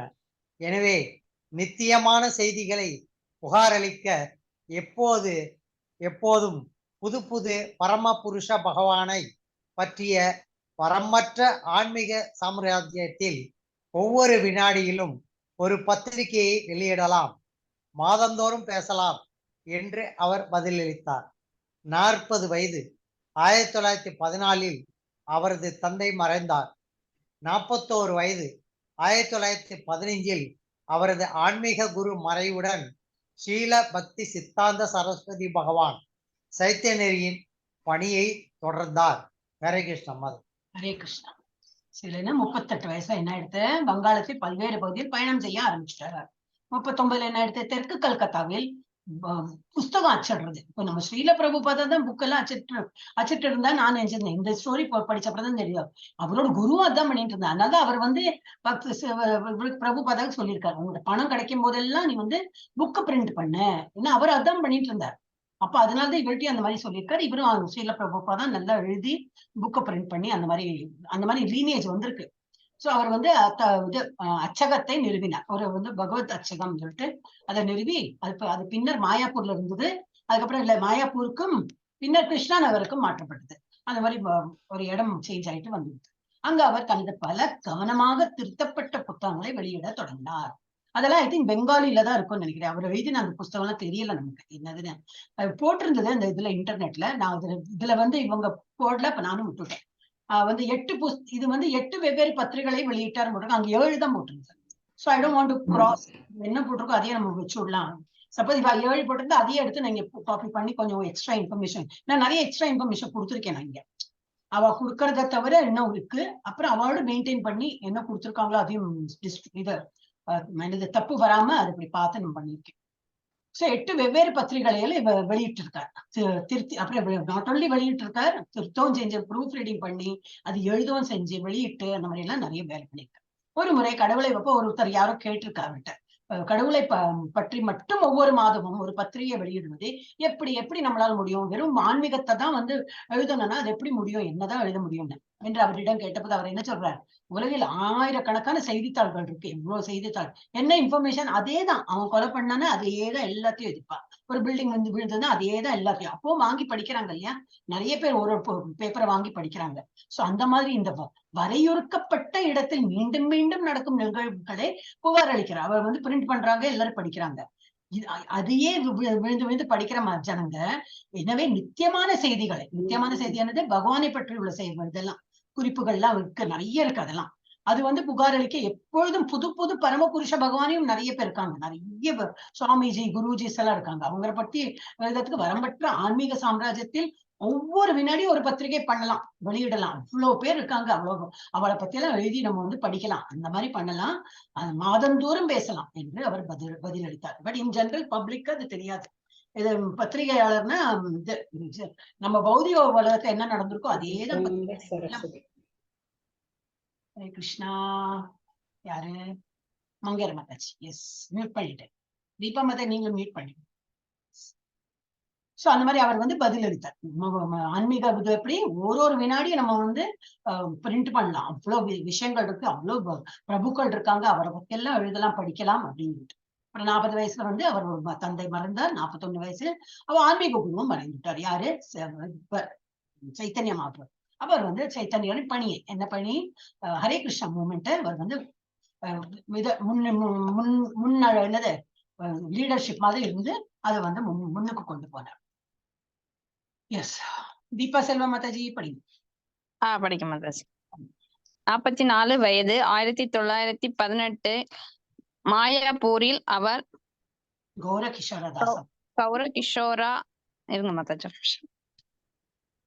கௌரகிஷோரா தாசா பாபாஜியின் படத்திற்கு முன் அமர்ந்து சந்நியாச நெறியில் தன்னைத்தானே தீட்சை எடுத்துக்கொண்டார். இந்த நேரத்தில் அவர் பக்தி சித்தாந்த சரஸ்வதி கோசாமி மகாராஜா என்ற சந்நியாச படத்தை ஏற்றுக்கொண்டார். அதே நாளில் அவர் முதல் வைஷ்ணவ மடத்தை ஸ்ரீ தாமா மாயாபுரத்தில் சைத்தன்ய மடத்தை நிறுவினார். அது அவரது பிரசங்க தலைமையகமாக மாறியது. அந்த ஆண்டின் பிற்பகுதியில் ஒரு பிரபலமான மத அமைப்பின் ஒரு முக்கிய நபர் ஸ்ரீல பக்தி சித்தாந்த சரஸ்வதி தாகுராவை சந்தித்தார். மேலும் அவரது தூய்மையான சக்தியால் மிகவும் ஈர்க்கப்பட்டார். அவர் உடனடியாக சீடராகும்படி கெஞ்சினார். மாயாபுர ராஜாவுக்கும் கல்கத்தாவுக்கும் இடையில் ஸ்ரீல மாதாஜி என்ன படிக்கிறார்? மாயாபுருக்கும் கல்கத்தாவுக்கும் இடையில் இந்த ராஜா என்ன மாயாபுராவுக்கும் கல்கத்தாவுக்கும் இடையில் ஸ்ரீல பக்தி சித்தாந்தாவின் போக்குவரத்தை அவர் ஏற்பாடு செய்தார். மேலும் ஸ்ரீ சைத்தன்யாவின் போதனைகளை விரிவுபடுத்துவதற்காக கல்கத்தாவில் அவருக்காக ஒரு சிறிய வீட்டை வாடகைக்கு எடுத்தார். இந்த வீடு பக்தி வினோதா அனகா என்று அறியப்பட்டது. பின்னர் அது 1930 வடக்கு கல்கத்தாவின் பாக் பஜாரில் உள்ள ஒரு பெரிய பளிங்கு கட்டிடத்திற்கு மாற்றப்பட்ட போது ஸ்ரீ கௌடியா மடம் என்று அறியப்பட்டது. ஹரே கிருஷ்ணா மாதாஜி. அப்புறம் என்ன போட்டிருக்கு?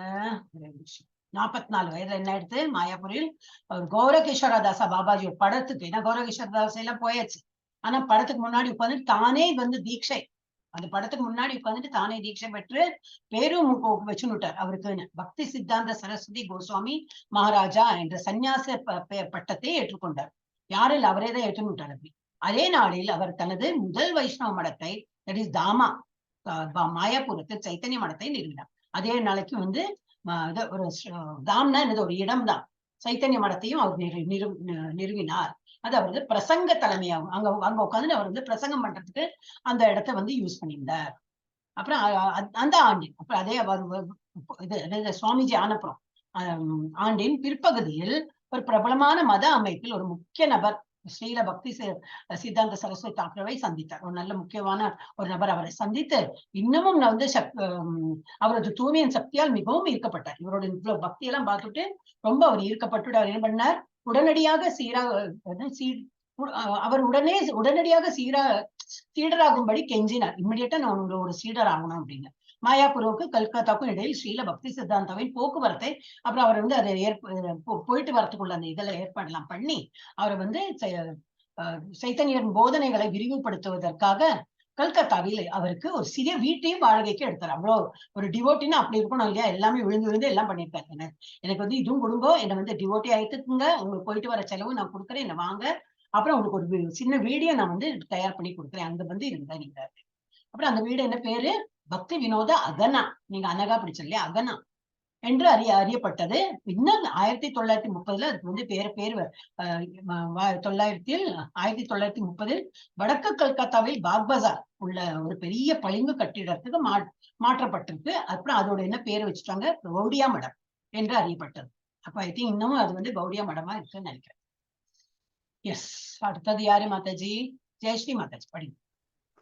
ஸ்ரீல பக்தி சித்தாந்த சரஸ்வதி தாக்கூரா அதன் பிறகு ஸ்ரீ சைத்தன்ய மகாபிரபுவின் பதாகைகளுக்கு ஆயிரக்கணக்கான சீடர்களை ஈர்த்து இறுதியில் இந்தியாவின் ஒவ்வொரு பகுதிக்கும் தனது கௌடியா மிஷினை பரப்பினார். அவர் பெங்காலியில் சொல்வார், பிரான் ஆச்சே யார் சே ஹேது பிரச்சார். ஒரு நபர் ஒரு போதகராக இருக்க வேண்டும், இறந்த மனிதனால் பிரசங்கிக்க முடியாது.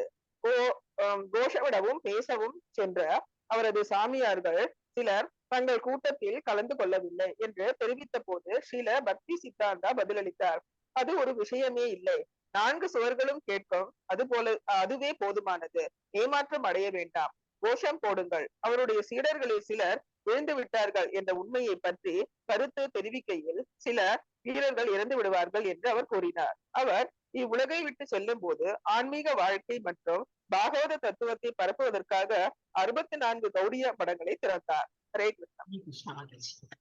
இது வந்து அதன் ஸ்ரீல பக்தி சித்தாந்த சரஸ்வதி என்ன பண்ணாரு அதுக்கப்புறம் மகாபிரபுவின் சைத்தன்ய மகாபிரபுவின் இந்த இது பதாகை இது என்ன புரிய ஐ திங்க் இந்த மூமெண்ட் தான் நினைக்கிறேன். பதாகைகளுக்கு ஆயிரக்கணக்கான சீடர்களை எல்லாம் இழுத்துட்டார். நிறைய எல்லாரும் வாங்க ஜாயின் பண்ணுங்கன்னு ஆயிரக்கணக்கான சீடர்களை எல்லாம் அவர் வந்து கேதர் பண்ணி அந்த கௌடியா மிஷனை வந்து இன்னும் நல்லா பரப்பிட்டார். நல்லா ஹரே கிருஷ்ணா மூமெண்ட் அப்படின்னு. அவர் பெங்காலியில என்ன சொல்வார்னாக்கா பிராணாச்சே யாச்சே ஹேத்து பிரச்சார் அப்படின்னா உயிர் உள்ள போதுதான் நம்ம இந்த பிரச்சாரம் எல்லாம் பண்ண முடியும். ஒரு மனிதர் இறந்து போயிட்டா நம்ம பண்ண முடியாது. இப்ப நமக்கு உயிர் இருக்கு இல்லையா, பிரச்சாரம் பண்ணலாம் அப்படின்னு. ஒரு நபர் ஒரு போதகராக இருக்க வேண்டும். இருந்த மனிதனால் அதை பிரசங்கிக்க முடியாது. இப்ப நம்ம எல்லாம் இப்ப உசுரோடு இருக்கிறதுனால இதை வந்து பிரசங்கிக்கணும் அப்படின்னு. அப்ப அந்த ஒரு நாள் கோஷமிடவும் பேசவும் சென்று அவரது சுவாமியார்கள் சிலர் தங்கள் அப்புறம் என்னது சில பேர் எல்லாம் சொல்றாங்க நிறைய பேர் விட்டுட்டு போயிடுறாங்களே அப்படின்னு. சில பேர் நம்ம மூமெண்ட்டை விட்டு வேண்டாம் இன்ட்ரெஸ்ட் எல்லாம் போயிட்டாங்க அப்படின்னு. அவர் சொல்றாங்க பரவாயில்ல அந்த மாதிரி சில பதிலிட்டால் அது ஒரு விஷயமே இல்லை. 4 சுவர்களுக்கு கேட்கும், 4 சுவர்களும் கேட்கும், அதுவே போதுமானது, ஏமாற்றம் அடைய வேண்டாம். எல்லாரும் போனாலும் என்னது 4 சுவர்கள் இருக்கு இல்லையா, அது கேட்டுக்கிட்டோம். இப்ப நம்ம பிரபுஜி சொல்றாப்புல யாரு ஸ்டூடெண்ட் வரலையா அப்போ நீங்க வந்து பாடம் எடுங்க. இப்ப ஒரு கிளாஸ் எடுக்கிறோம், இப்ப கிட்ஸோட கிளாஸ்ல ரொம்ப கம்மியா போய் எடுத்து சொல்லிட்டு இருக்கோம். அப்ப எனக்கு பரவாயில்ல ஒரு குழந்தை இருந்தாலும் நீங்க சொல்லிக் கொடுங்க, யாரும் இல்லையா அந்த சவுத்துக்காவது சொல்லிக் கொடுங்க. ஆனா டோன்ட் சே பிரச்சாரம் பண்ண மாட்டேன் சொல்லிக் கொடுக்க மாட்டேன் சொல்லாதீங்க. You just continue your duty of teaching. யார் வராங்க வரலன்னு கண்டுக்க கூடாது. இப்ப நம்ம கிளாஸ்ல எவ்வளவு பேர் வந்துட்டு இருக்கா, வாட்ஸ்அப்ல பார்த்தோன்னா அவ்வளவு பேர் இருக்கா. ஆனா யாருக்குமே நாட்டம் இல்லை. ஏன்னா எல்லாம் கமிட்டட். இதை இப்ப வந்திருக்கவங்க 3 பேரை போயிட்டாங்க இல்லையா. ஏன்னா வேற படிப்பு L3 இருக்கு, அந்த மாதிரி ஃபர்கெட் இந்த படிப்பு வேற. நமக்கு வீட்டு வேலை வேற என்ன கமிட்மெண்ட் இருக்கு, அதெல்லாம் விட்டுட்டு அப்போ நமக்கு இதெல்லாம் அட்டென்ட் பண்ற முடியறதுனாக்கா அதுவே பெரிய காரியம் தான். அதுல வேற கம்ப்ளைண்ட் எல்லாம் பண்ணக்கூடாது. ஏன் 4 நாள் வரல அப்படிலாம் நான் கேட்கறதே தப்புதான். இதெல்லாம் விட்டுட்டு நீங்க எல்லாம் வந்து அப்ப இதெல்லாம் இந்த கலியுகத்துல இதுதான் இம்பார்ட்டன்ட். நமக்கு இதெல்லாம் முடிஞ்சு இதெல்லாம் அட்டென்ட் பண்றோம்னாலே ரொம்ப நமக்கு வந்து குடிப்பினை இருக்குன்னு தான் நினைச்சுக்கணும். சோ அவர் என்ன சொல்றாரு, ஓகே யாருமே இல்லைனாலும் இந்த 4 சவர் இருக்கும் இல்லையா, அதுக்கு நம்ம கோஷம் போட்டு நம்ம பண்ணலாம், அதெல்லாம் ஒரு பெரிய விஷயமே இல்லை. இப்ப எவ்வளவு பாசிட்டிவா இருந்திருக்காரு இவர் அப்படின்னு நினைச்சு பார்க்கணும். அப்புறம் ஏமாற்றம் அடைய வேண்டாம், கோஷம் போடணும். நீங்க பாட்டுக்கு கோஷம் பண்ணுங்க. அப்புறம் சில பேர் வந்து இறந்து போயிடுறாங்க, சிலர் விழுந்து விட்டார்கள்னு இறந்து போயிடுறாங்க. அதுல என்ன சொல்றாரு, பரவாயில்ல வீரர்கள் இப்ப நம்ம இதுல இல்லையா பேட்டில் ஃபீல்ட்ல நிறைய பேர் இறந்துதான் போறாங்க. அப்ப அவர்கள்லாம் வீரம் சொல்றதானே சொல்றாங்க இல்லையா, அவர்கள் வீரர்கள் இருந்து போய் விடுவார்கள் அப்படிதான் நினைக்கணும் அப்படின்னு. அவர் இவ்வுலகை விட்டு செல்லும் போது ஆன்மீக வாழ்க்கை பற்றி மற்றும் பகவத தத்துவத்தை பரப்புவதற்காக 64 கௌடிய மடங்களை திறந்தார். இவரே வந்து 64 கௌடிய மடத்தை திறந்து வச்சுட்டார். எஸ். அடுத்தது யாரு, மங்கேர் மாதாஜி படிங்க. ஹரே கிருஷ்ணா. மங்கேர் ஹரே மாதாஜி கிருஷ்ணா. படிங்க. இந்த கணிதங்கள் அனைத்திலும் அவர் தனது சீடர்கள் ஆள்மாறாட்டம் ஆகாமல் இருக்க இறைவனின் அர்ச்ச விக்கிரக தெய்வ வடிவத்தை வழிபடுவதை நிறுவினார். இந்த தெய்வ வழிபாடு சனாதன கோசாமியின் வைணவ நடவடிக்கைகளின் புத்தகமான ஸ்ரீஹரி பக்தி விலாசத்தின் கொள்கைகளின்படி செயல்படுத்தப்பட்டது. 48 வயது 1922 அபய் சரண்ஜியை சந்தித்தார். 54 வயது 1928 முதல் 29 வரை அவர் மீண்டும் அசாமிலிருந்து பஞ்சாப் வரையிலான இடங்களுக்கு சென்றார். அவர் இந்த சுற்றுப்பயணங்களின் போது அவர் வெளியிட தொடங்கிய பண்டை வைஷ்ணவ எழுத்துக்களின் உண்மையான கையெழுத்து பிரதிகளை அவர் சேகரித்தார், ஆனால் முடிக்கப்படாமல் விட்டுவிட்டார். ஸ்ரீல பக்தி சித்தாந்த சரஸ்வதி கிருஷ்ண உணர்வை பெரிய அளவில் விநியோகிக்க அச்சகத்தை சிறந்த ஊடகமாக பயன்படுத்த அர்ப்பணித்தார். அவர் அச்சகத்தை ஒரு பிரகத் மிருதங்கம் ஒரு பெரிய மிருதங்கம் என்று நினைத்தார். ஹரே கிருஷ்ணா. ஹரே கிருஷ்ணா. ஹரே கிருஷ்ணா மாதாஜி.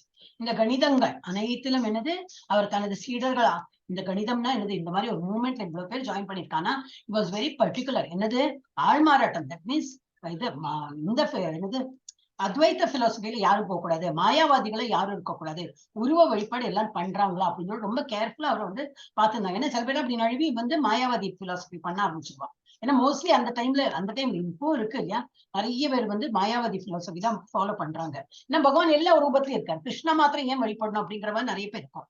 ஆனா நம்ம இஸ்கான்ல வந்த அப்புறம் நமக்கு தெரியறது ஒரு கிருஷ்ணான்னு சொல்லிட்டு ஒரு உருவத்தை வச்சு வழிபடணும். Krishna is a god, Krishna is a person அப்படின்லாம் நம்ம இங்க வந்த அப்புறம் தான் தெரியாது. இல்லாட்டா எனி காட் இஸ் ஓகே அப்படிதான் இருந்தோம் இல்லையா நம்ம அந்த மாதிரி. சோ யாரும் அவர் தனது சீடர்கள் ஆள்மாறாட்டம் ஆகாமல் இருக்க இறைவனின் அர்ச்ச விக்கிரக தெய்வ வடிவத்தை வழிபடுவதை நிறுவினார். எல்லாரும் தெய்வ உருவத்தை வச்சு நீங்க வழிபடுங்க அப்படின்னு சொல்லியிருந்தார். இந்த தெய்வ வழிபாடு சனாதன கோஸ்வாமியின் வைணவ நடவடிக்கைகளின் புத்தகமாக ஸ்ரீ ஹரிபக்தி விலாஸ் அதுல வந்து கொள்கைகள் அதை எழுதியிருக்கு எப்படி வந்து வழிபாடு அந்த கொள்கைகளின் படி செயல்படுத்தப்பட்டது. அந்த மாதிரிதான் அவர் பண்ணியிருக்கார். அப்புறம் 48வது வயதுல என்ன பண்ணார்? 1922. அவருக்கு அப்ப என்ன வயசு? 48 வயசு ஆயிடுச்சு. அப்பதான் அபய்சரனை சந்தித்தார். அபய்சரன் எப்படி இருந்தார்? இப்படி இவ்வளவு சின்னவரா இருந்தார். அப்போ நம்ம பிரபுபாதா, அபய்சரன்றது பிரபுபாதா, அவரை சந்தித்தார். அப்புறம் 54 வயது, 48க்கு அப்புறம் அவரோட 54வது வயது 1928, 29 என்ன ஆயிடுது? அவர் மீண்டும் அஸ்ஸாமில் இருந்து பஞ்சாப் வரையிலான இடங்களுக்கு சென்றார். நிறைய இது போயிட்டே இருப்பா, டூர் மாதிரி போயிட்டே இருப்பா, எல்லா இடத்துலயும் போயிட்டு பிரசங்கம் பண்றதுதான். இந்த சுற்றுப்பயணங்களின் போது அவர் வெளியிட தொடங்கிய பண்டைய வைணவ எழுத்துக்களின் உண்மையான கையெழுத்து பிரதிகளை அவர் சேகரித்தார். பழைய அந்த காப்பீஸ் எல்லாம் இருக்கும் இல்லையா, அவங்க நம்ம பெரிய எழுதின காப்பீஸ் எல்லாம் எடுத்து சேகரித்து அது ஆனால் முடிக்கப்படாமல் விட்டுவிட்டார். அப்புறம் அவரால் ஒன்றும் கண்டினியூ பண்ண முடியாம விட்டுவிட்டார். ஆனா நிறைய சேகரிக்க முடிஞ்சது. அதுக்கப்புறம் என்னாச்சுன்னு போகல. ஸ்ரீல பக்தி சித்தாந்த சரஸ்வதி கிருஷ்ண உணர்வை பெரிய அளவில் விநியோகிக்க அச்சகத்தை திறக்க ஊடகமாக பயன்படுத்த அர்ப்பணித்தார். அச்சகம் அதான் வந்து இவர் வந்து இவருக்கும் அதானே அறிவுரை கொடுக்குறாங்க அபய்சரன். நம்ம பிரபுபாதாக்கும் என்ன சொன்னார்? இவரும் பிரபுபாதா தான். பட் பிரபுபாதாங்கிறது என்னது? பிரபுவோட பாதம், தட் இஸ் கிருஷ்ணரோட பாதம். அதுல போயிட்டு நம்ம வந்து சரணடைகிறோம் இல்லையா, அப்ப அதனால கிருஷ்ண பிரபுபாதான. அப்ப இவர் வந்து தன்னை எப்பவும் பிரபுபாதான் நினைக்க இவர் ஸ்ரீல பிரபுபாதா, இவர் தான் பிரபுபாதான் சொல்லிட்டு இருப்பார். தன்னை பிரபுபாதான் நினைக்கவே மாட்டாராம். நம்ம எல்லாம் இவர் தான் பிரபுபாதா சொல்றோம் இல்லையா, ஏன்னா இவரை நமக்கு அவ்வளவா தெரியாது. இவர் தான் நமக்கு குருங்கிறப்பல நம்ம இவரை சொல்லிட்டு இருக்கோம். ஆனா இவர் வந்து பக்தி சித்தாந்த இவர் வந்து நம்ம ஸ்ரீல பிரபுபாதர் அபய்சரன், இவரை தான் வந்து பிரபுபாதா சொல்லியிருந்தார். பிரபுபாதான பகவானுடைய தாமரை எனது சரணங்கள்ல இவங்க இருக்காங்க அந்த மாதிரி. ஓகே, அப்ப இவர் வந்து பக்தி சித்தாந்த சரஸ்வதி கிருஷ்ண உணர்வை பெரிய அளவில் விநியோகிக்க அச்சகம், ஒரு நல்ல ஒரு பிரிண்டிங் பிரஸ்ல வந்து சிறந்த ஊடகமாக பயன்படுத்த அர்ப்பணித்தார். அதுல வந்து அந்த அச்சகத்தை என்ன நினைக்கிறார் அவர்? பிருஹத் மிருதங்கம் அப்படின்னா என்ன அர்த்தம்? இது ஒரு மிருதங்கம் மாதிரி. ஒரு மிருதங்கம் அடிச்சா மேபி 2 தெருவுக்கு கேட்குமா இருக்கும், அதுக்கு மேல கேட்காது. ஆனா நான் இந்த பிரிண்ட் பண்ற இந்த புக்ஸ் எல்லாம் எப்படி 4 தெருவுல ஃபுல் உலகம் முழுக்க அது வந்து பிரச்சாரம் பண்ணிடும். அந்த அவ்வளவு புக்ல வந்து அவ்வளவு வெயிட்டேஜ் இருக்கும், நிறைய பேர் படிக்கலாம், நிறைய விஷயங்கள் அதுல இருக்கு. சோ அது வந்து பெரிய மிருதங்கம். ஒரு எழுதுற புக்ஸ், பிரிண்ட் பண்ற புக் எல்லாம் மிருதங்கத்தை விட அதிக வேல்யூ. மிருதங்கம் ஒலி எங்க கேட்கும்? 2 தெருவுக்கு தான் கேட்கும். ஆனா வேற பிரிண்ட் பண்ற புக்ஸ் எல்லாம் உலகம் முழுக்க கேட்கும். எல்லாரும் அதை வந்து ஃபாலோ பண்ணுவாங்க அந்த மாதிரி நினைக்கிறாரு. எஸ், திரும்பி அருள் செல்வம் பிரபுஜி படிப்போ. ஹரே கிருஷ்ணா. பிரபுஜி இருக்கா? இருக்க மாதாஜி, படிக்கிறேன் மாதாஜி. தனது ஸ்ரீல பக்தி சித்தாந்த சரஸ்வதி தாகூராவின் சீடர்களில் பலர் பிராமணர்களாகவும் சன்னியாசிகளாகவும் தீட்சை பெற்றிருந்தாலும் பிராமண குடும்பங்களில் பிறக்கவில்லை. பயணம் செய்யும் போது பிராமண கடைக்காரர்கள் என்று அழைக்கப்படுபவர்கள் தங்கள் கடைகளை மூடிவிட்டு ஸ்ரீல பக்தி சித்தாந்தத்திற்கும் அவருடைய சீடர்களுக்கும் பொருட்களை விற்க மறுப்பார்கள்.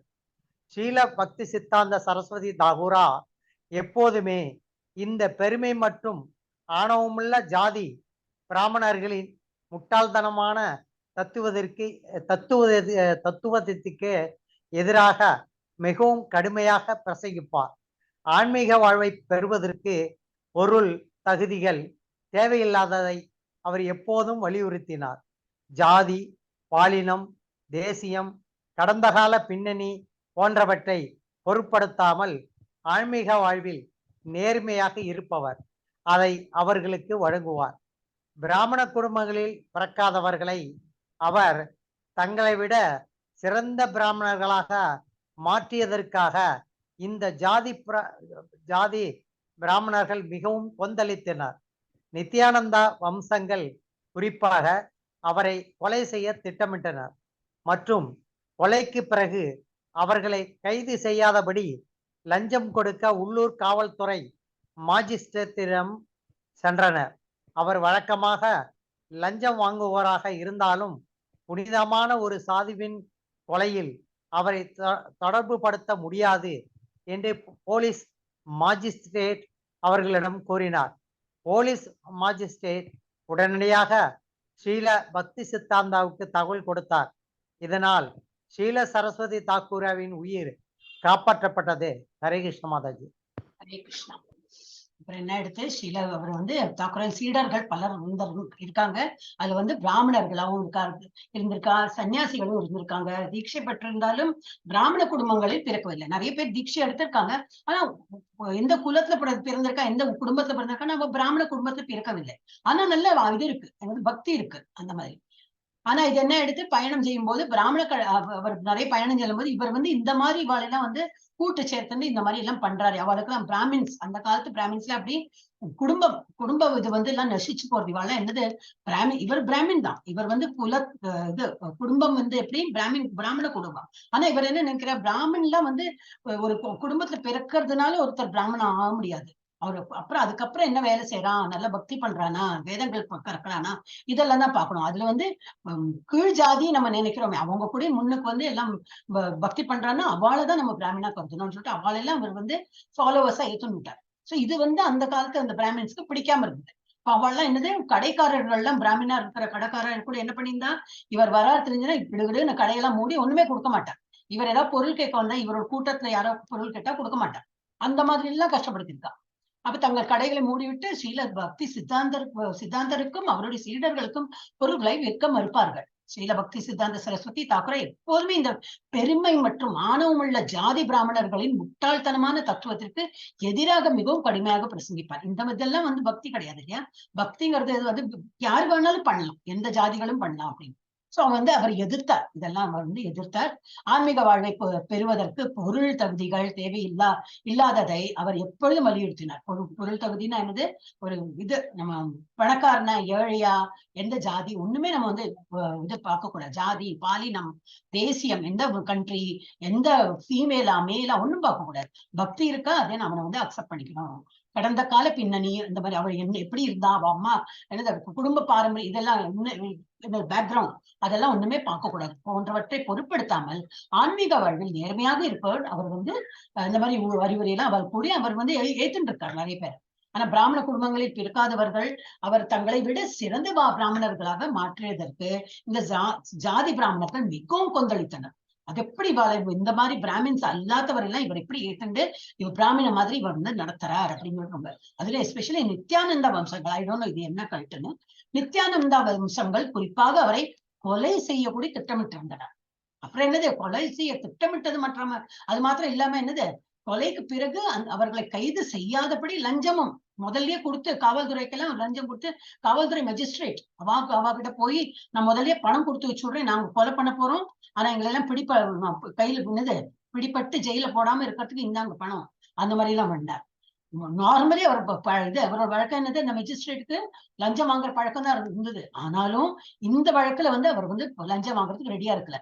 ஏன்னா சுவாமிஜியை கொலை பண்ற அந்த அளவுக்கு வந்து முட்டாள்தனமா இருக்கக்கூடாது. இவரை கொலை பண்ணி அதை வந்து கவர் பண்ணோம், அந்த கேஸ கவர் பண்ணி நான் லஞ்சம் வாங்குறது கண்டிப்பா நான் ஏத்துக்க மாட்டேன்னு சொல்லிட்டு அவர் வாங்கலையா. லஞ்சம் வாங்குபவராக இருந்தா, அவர் லஞ்சம் வாங்குபவராக இருந்தாலும் புனிதமான ஒரு சாதுவின் கொலையை அவர் தொடர்பு படுத்த முடியாது என்று போலீஸ் மேஜிஸ்ட்ரேட் அவர்களிடம் கூறிட்டார். நான் வந்து லஞ்சம் வாங்க முடியாது அப்படின்னு. போலீஸ் மேஜிஸ்ட்ரேட் இமிடியேட்டா என்ன பண்ணிருக்க, இவருக்கே வந்து சொல்லிட்டார், உங்களை கொலை பண்றதுக்கு திட்டமிட்டு இருக்காங்க, அதனால கேர்ஃபுல்லா இருங்க அப்படின்னு. உடனடியாக ஸ்ரீல பக்தி சித்தாவுக்கு தகவல் கொடுத்தார். இதனால் ஸ்ரீல சரஸ்வதி தாக்கூராவின் உயிர் காப்பாற்றப்பட்டது. இவர் வந்து கேர்ஃபுல்லா பதுங்கி இருந்தாரு, அதெல்லாம் போடல, காப்பாற்றப்பட்டது அப்படின்னு. ஏன்னா அவர் வந்து அதான் ஈடன் அபைட் இல்லையா, அவர் வந்து எஸ் நான் ஏத்துக்கிறேன் லஞ்சம், நீங்க மாட்டுக்கு கண்டினியூ அப்படி சொல்லலையே அந்த மாதிரி. எஸ் தீபா சார் படிக்க மாட்டாச்சு. அவர் ஒரு சக்தி வாய்ந்த மற்றும் தைரியமான போதகர் ஆவார். அவர் சிங்க குரு என்று அறியப்பட்டார். சில சமயங்களில் அதிகாலையில் நடைபயணத்தின் சில பெரிய மாயாவாதி ஆள் மாறாட்டம் சந்நியாசியை கண்டால் அவர்களை உடல் ரீதியாக பிடித்து உலுக்குவார், வாய்மொழியாக அவரை தண்டிப்பார். அதன் பின் எந்த மாயாவாதியாகவும் அவர் வருவதை கண்டால் அவருக்கு பயந்து ஓடிவிடுவார்கள். ஒருமுறை கல்கத்தாவில் உள்ள ஒரு பெரிய ஆள்மாறான வேதாந்த சமுதாயம் அவரை ஒரு விவாதத்திற்கு அழைத்தது.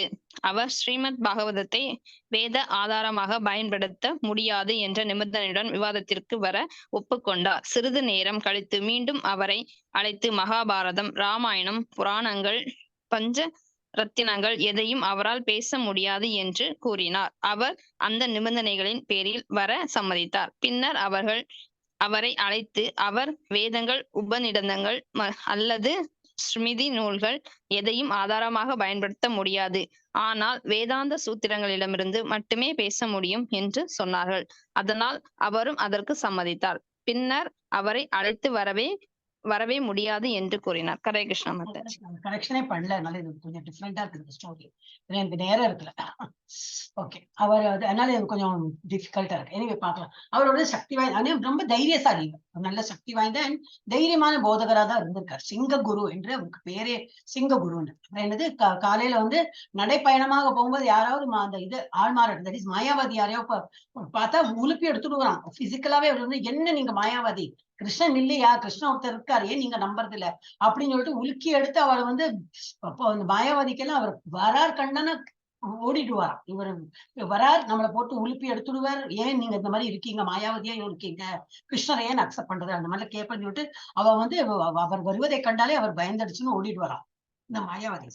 ஒருமுறை கல்கத்தாவில் உள்ள ஒரு பெரிய ஆள்மாறான வேதாந்த சமுதாயம் அவரை ஒரு விவாதத்திற்கு அழைத்தது. அவர் ஸ்ரீமத் பாகவதத்தை வேத ஆதாரமாக பயன்படுத்த முடியாது என்று நிபந்தனையோட, இது என்னது, ஸ்ரீமத் பாகவதத்தை பேஸ் பண்ணி நான் அந்த மாதிரி எல்லாம் பேச மாட்டேன் அப்படின்னு சொல்லும்போது, சரி பரவாயில்ல நீங்க வாங்க. அவரை அழைத்து மகாபாரதம், ராமாயணம், புராணங்கள், பஞ்சரத்னங்கள் எதையும் அவரால் பேச முடியாது என்று கூறினார். அவரும் அந்த நிபந்தனைகளுக்கு பேரில் அவர் வர சம்மதித்தார். சரி, இதில் ஒண்ணுமே இந்த மகாபாரதம், ராமாயணம் இதை ஒன்னும் நீங்க ரெஃபர் பண்ணாம நீங்க சொல்லணும் அப்படின்னு சொல்லியிருக்கான்னு நினைக்கிறேன். அண்டர்ஸ்டாண்ட் என்னது. பின்னர் அவரை அழைத்து, அவர் வேதங்கள், உபநிடதங்கள் அல்லது ஸ்மிருதி நூல்கள் எதையுமே ஆதாரமாக பயன்படுத்த முடியாது, ஆனால் வேதாந்த சூத்திரங்களிலிருந்து மட்டுமே பேச முடியும் என்று சொன்னார்கள். அவருக்கு அந்த மாதிரி கூட்டம் சொல்லித்து, அதனால் அவரும் அதற்கு சம்மதித்தார். பின்னர் அவரை அழைத்து வரவே முடியாது என்று கொண்டார். அது என்னது லாஸ்ட் டைம் புரியவே இல்லை. இந்த லாஸ்ட் 2-3 இது நான் வந்து பார்க்கவே இல்லை. உங்களுக்கு பேரு இந்த ஏஜ் எல்லாம் தான் போட்டு வச்சிருக்கேன். இந்த ஏஜ் எல்லாம் இருக்கல, உங்களுக்கு இயர் போட்டிருந்து நான் ஏஜ் எல்லாம் போட்டுருந்தேன். எனவே அடுத்தது யாரு, ஜெயஸ்ரீ மாதாஜி படி. 56 வயது 1930 மற்றும் 1931 ஆண்டுகளில் ஒரு புதிய வகையான ஆன்மீக கல்வி பொதுமக்களின் நலனுக்காகவும் குறிப்பாக கல்வி அறிவற்ற மக்களின் நலனுக்காகவும் காட்சிப்படுத்தப்பட்டது. ஸ்ரீல பக்தி சித்தாந்த சரஸ்வதி பிரபுபாதர் வேத இலக்கியத்தின் இறக்குமதி மற்றும் போதனைகளை பெரிய கண்காட்சிகள் மூலம் நிரூபித்தார். அதில் வாழ்க்கை போன்ற முறையில் டியோராமாக்கள் மற்றும் பொம்மைகள் மூலம் சித்திர பிரதிநிதித்துவங்கள் பயன்படுத்தப்பட்டன. இந்த அற்புதமான கண்காட்சிகள் ஆயிரக்கணக்கான மக்களை கவர்ந்தன.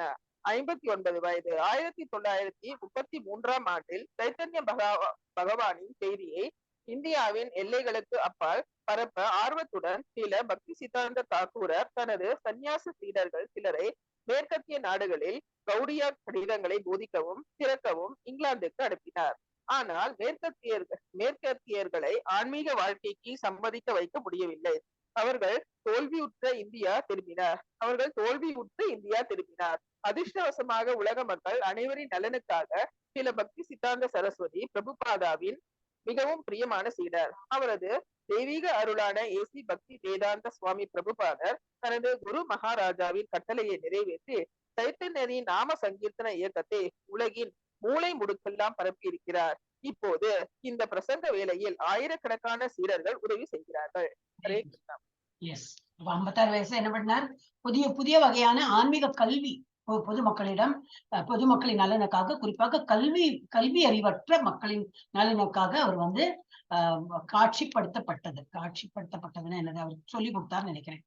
பேஜ் எல்லாம் பார்க்கவே இல்லை. ஸ்ரீல பக்தி சித்தாந்த சரஸ்வதி வேற என்ன பண்ணார், வேத இலக்கியத்தின் இறக்குமதி மற்றும் போதனைகளை பெரிய கண்காட்சி, அந்த மாதிரி கண்காட்சி எல்லாம் பண்ணி மூலம் நிரூபித்தார். அதில் வாழ்க்கை போன்ற முறையில் டியோராமாக்கள் அப்படின்னா என்ன தெரியாது மற்றும் பொம்மைகள் மூலம் ஆனா அவங்க ஒரு மாதிரி என்னது ஆக்ஷன் எல்லாம் பண்றாப்புல அந்த பொம்மைகள் இருக்குமே, அந்த மாதிரி எல்லாம் சித்தரிச்சு நம்ம ஸ்கிரிப்சர்ஸ் எல்லாம் வந்து இது பண்ணினார். போதனை எல்லாம் பண்ணி சித்திர பிரதிநிதித்துவங்கள் பயன்படுத்தப்பட்டது. இந்த அற்புதமான கண்காட்சிகள் ஆயிரக்கணக்கான மக்களை கவர்ந்தன. ஓகே, 59 வயசுல சைத்தன்யம் செய்தியை இந்தியாவின் எல்லைக்கு அப்பால், தட் இஸ் ஃபாரின் கண்ட்ரிஸ் பரப்ப ஆர்வத்துடன் ஸ்ரீல பக்தி சித்தாந்த தாக்கூர் தனது சன்னியாசி சீடர்களை சில பேரை மேற்கத்திய இதுல அனுப்பினாங்க. ஆனா அவங்களால ஒன்னும் போதிக்க முடியல, அங்க ஒன்னும் பண்ண முடியல. அவங்க வந்து திரும்பி வந்துட்டாங்க. தோல்வி இது பண்ணிட்டு சம்மதிக்க வைக்க முடியவில்லை. அவர்கள் தோல்வியுற்று இந்தியா வந்து திரும்பிட்டார். அப்போ அதிர்ஷ்டவசமாக உலக மக்கள் அனைவரின் நலனுக்காக அப்பதான் ஸ்ரீல பக்தி சித்தாந்த சரஸ்வதி பிரபுபாதாவின் மிக பிரியமான சீடர் யாரு? தெய்வீக அருளான இயேசு பக்தி வேதாந்த சுவாமி பிரபுபாதர். அவர் கரெக்டா அந்த டைம்ல வந்து எல்லாம் வரும்னு சொல்லுவாங்க இல்லையா, அது மாதிரி அந்த குரு மகாராஜின் கட்டளையை நிறைவேற்றி சைத்தன்யரின் நாம சங்கீர்த்தனை இயக்கத்தை உலகின் மூலை முழுக்கெல்லாம் பரப்பிட்டார். இப்படி அவர் இப்போ இதுல பார்த்தோன்னா ஆயிரக்கணக்கான சீடர்கள் இருக்கா. நிறைய அவர் வந்து அவர் போனோடனே அதெல்லாம் சரி அவரால் பண்ண முடியும். எஸ், அடுத்தது மகேஸ்வரி மகை படி. ஹரே கிருஷ்ணா மாதாஜி. ஸ்ரீலா பக்தி சித்தாந்த தனது சீடர்களை சன்னியாசிகளாக விரும்பினார். ஆனால் ஒரு நாள் அவரது சன்னியாச சீடர்களில் ஒருவரை அவரது மனைவி வலுக்கட்டாயமாக இழுத்து சென்றார். கண்ணீருடன் ஸ்ரீலா பக்தி சித்தாந்தன் அந்த ஆன்மாவை காப்பாற்ற இயலவில்லை என்று புலம்பினார். ஆனாலும் அவர் கிருஷ்ண உணர்வுள்ள குடும்ப வாழ்க்கையை பற்றி இழிவாக பேசவில்லை. கிருஷ்ண உணர்வுள்ள குழந்தைகளை என்னால் வளர்க்க முடியும் என்று நினைத்தால் நூற்றுக்கணக்கான முறை உடலுறவு கொள்வேன். கௌடியா மடம் இதழ் மற்றும் புத்தகங்களை விற்க அவர் தனது பிரம்மச்சாரிகளை அனுப்புவார். மேலும் ஒரு பிரம்மச்சாரி என்று 1 அல்லது 2 மட்டுமே விற்க முடிந்தாலும் அது அவரை மிகவும் மகிழ்விக்கும். மேலும் சிலர் நீங்கள் மிகவும் நல்லவர் என்று கூச்சலிடுவார்.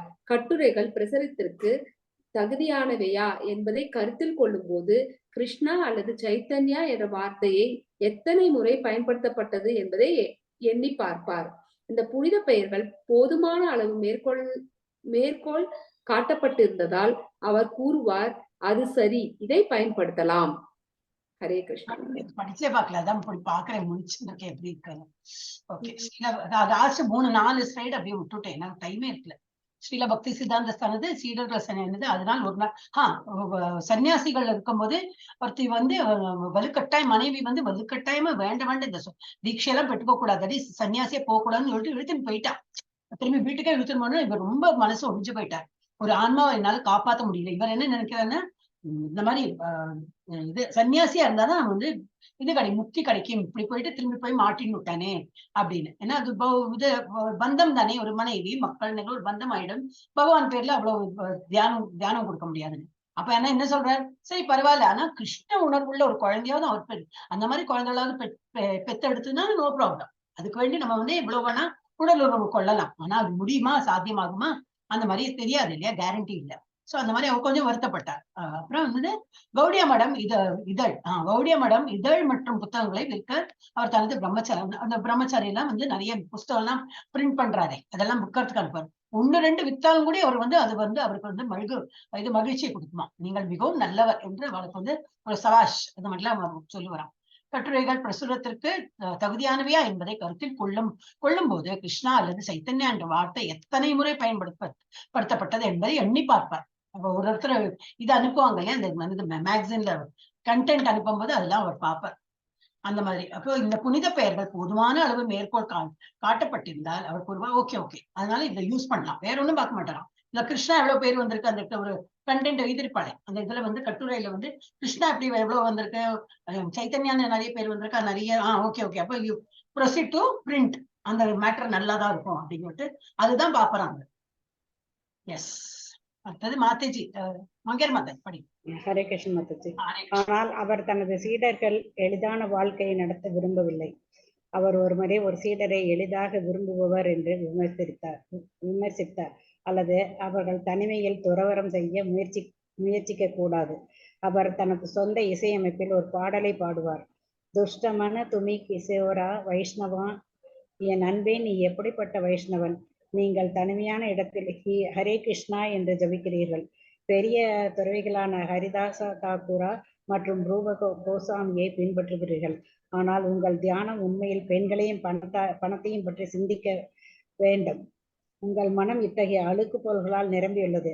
எனவே உங்கள் பஜனை ஏமாற்றுகிறது. எனவே மக்கள் நடமாட்டம் அதிகம் இல்லாத இடத்தில் கௌடியா மடத்தின் கிளையை திறக்க ஸ்ரீலா பக்தி சித்தாந்தருக்கு விருப்பமில்லை. ஹரே கிருஷ்ணா. கிருஷ்ணா. ஓகே, அவர் வந்து தன் சீடர்கள் எளிமையான வாழ்க்கையை நடத்த விரும்பவில்லை.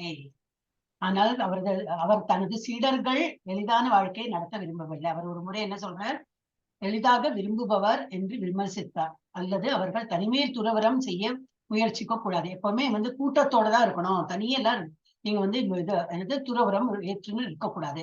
ஏன்னா வழிக்கு விழறதுக்கு சான்ஸ் இருக்கு. அவர் தனது சொந்த இசை அமைப்பில் ஒரு பாடலை பாடுவாராம். துஷ்டமன துமி கேசர வைஷ்ணவா, என் அன்பே நீ எப்படிப்பட்ட வைஷ்ணவன் அப்படின்னு சொல்லிட்டு, துஷ்ட மனமே நீ எப்படிப்பட்ட ஒரு வைஷ்ணவன், நீங்கள் தனிமையான இடத்தில் ஹரே கிருஷ்ணா என்று ஜபிக்கிறீர்கள், பெரிய துறவிகளான ஹரிதாச தாக்குர மற்றும் ரூப கோஸ்வாமி பின்பற்றுகிறீர்கள். ஆனால் உங்கள் தியானம் நீங்க வந்து இவாளெல்லாம் ஃபாலோ பண்றீங்க, ஆனா மனசு எங்க இருக்கு உங்களுக்கு? உண்மையில் பெண்களையும் பணத்தையும் பற்றி இதை சிந்திச்சுட்டு இருப்பீங்க. உங்கள் மனம் இத்தகைய அழுக்கு பொருள்களால் நிரம்பி இருக்கிறதுனால உங்கள் பஜனை நீங்க வந்து வாயால சும்மா பஜனை தான் பண்றீங்க. இதெல்லாம் வந்து ஏமாத்துற வழிதான் அப்படின்னு. எனவே மக்கள் நடமாட்டம் அதிகம் இல்லாத இடத்தில் கௌடிய மடத்தை அவர் வந்து திறக்க அவருக்கு விருப்பமே இல்லை. நிறைய பேர் வந்து போற இடத்துல நம்ம பிரபுஜியே சொல்றார், ஐ வாண்ட் டு கீப் இந்த சன்னியாசி எல்லாம் இருக்கிறதுக்கு வந்து ரூமா நான் கொடுக்க மாட்டேன். It will be like open dormitory மாதிரி நான் வச்சுடுவேன். ஒன்னும் சீக்கிரட்டே இருக்காது. அவ எல்லாரும் சேர்ந்துதான் படுத்துக்கணும், சேர்ந்துதான் இருக்கணும். அதனால வந்து சீக்கிரட் எப்போ வரும்?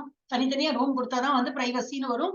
அப்புறம் எல்லாம் கூத்து அடிப்பாங்க. அதனால அந்த மாதிரி கிடையாது அப்படின்னு. சோ இவரு அந்த இது ஃபாலோ பண்றதுனாலதான் இவர் அது சொல்றாரு. எல்லாரும் வந்து காமனா நிறைய பேர் வந்து போற இடத்துலதான் நீங்க வேணா கூடி இருக்கணும், தனியா வந்து இருந்து அந்த மாதிரி எல்லாம் பண்ணக்கூடாது. நெக்ஸ்ட் என்னது? இதுதான் லாஸ்ட் நினைக்கிறேன். நானே படிச்சோறேன். இதுதான் லாஸ்ட் நான் படிச்சோறேன்.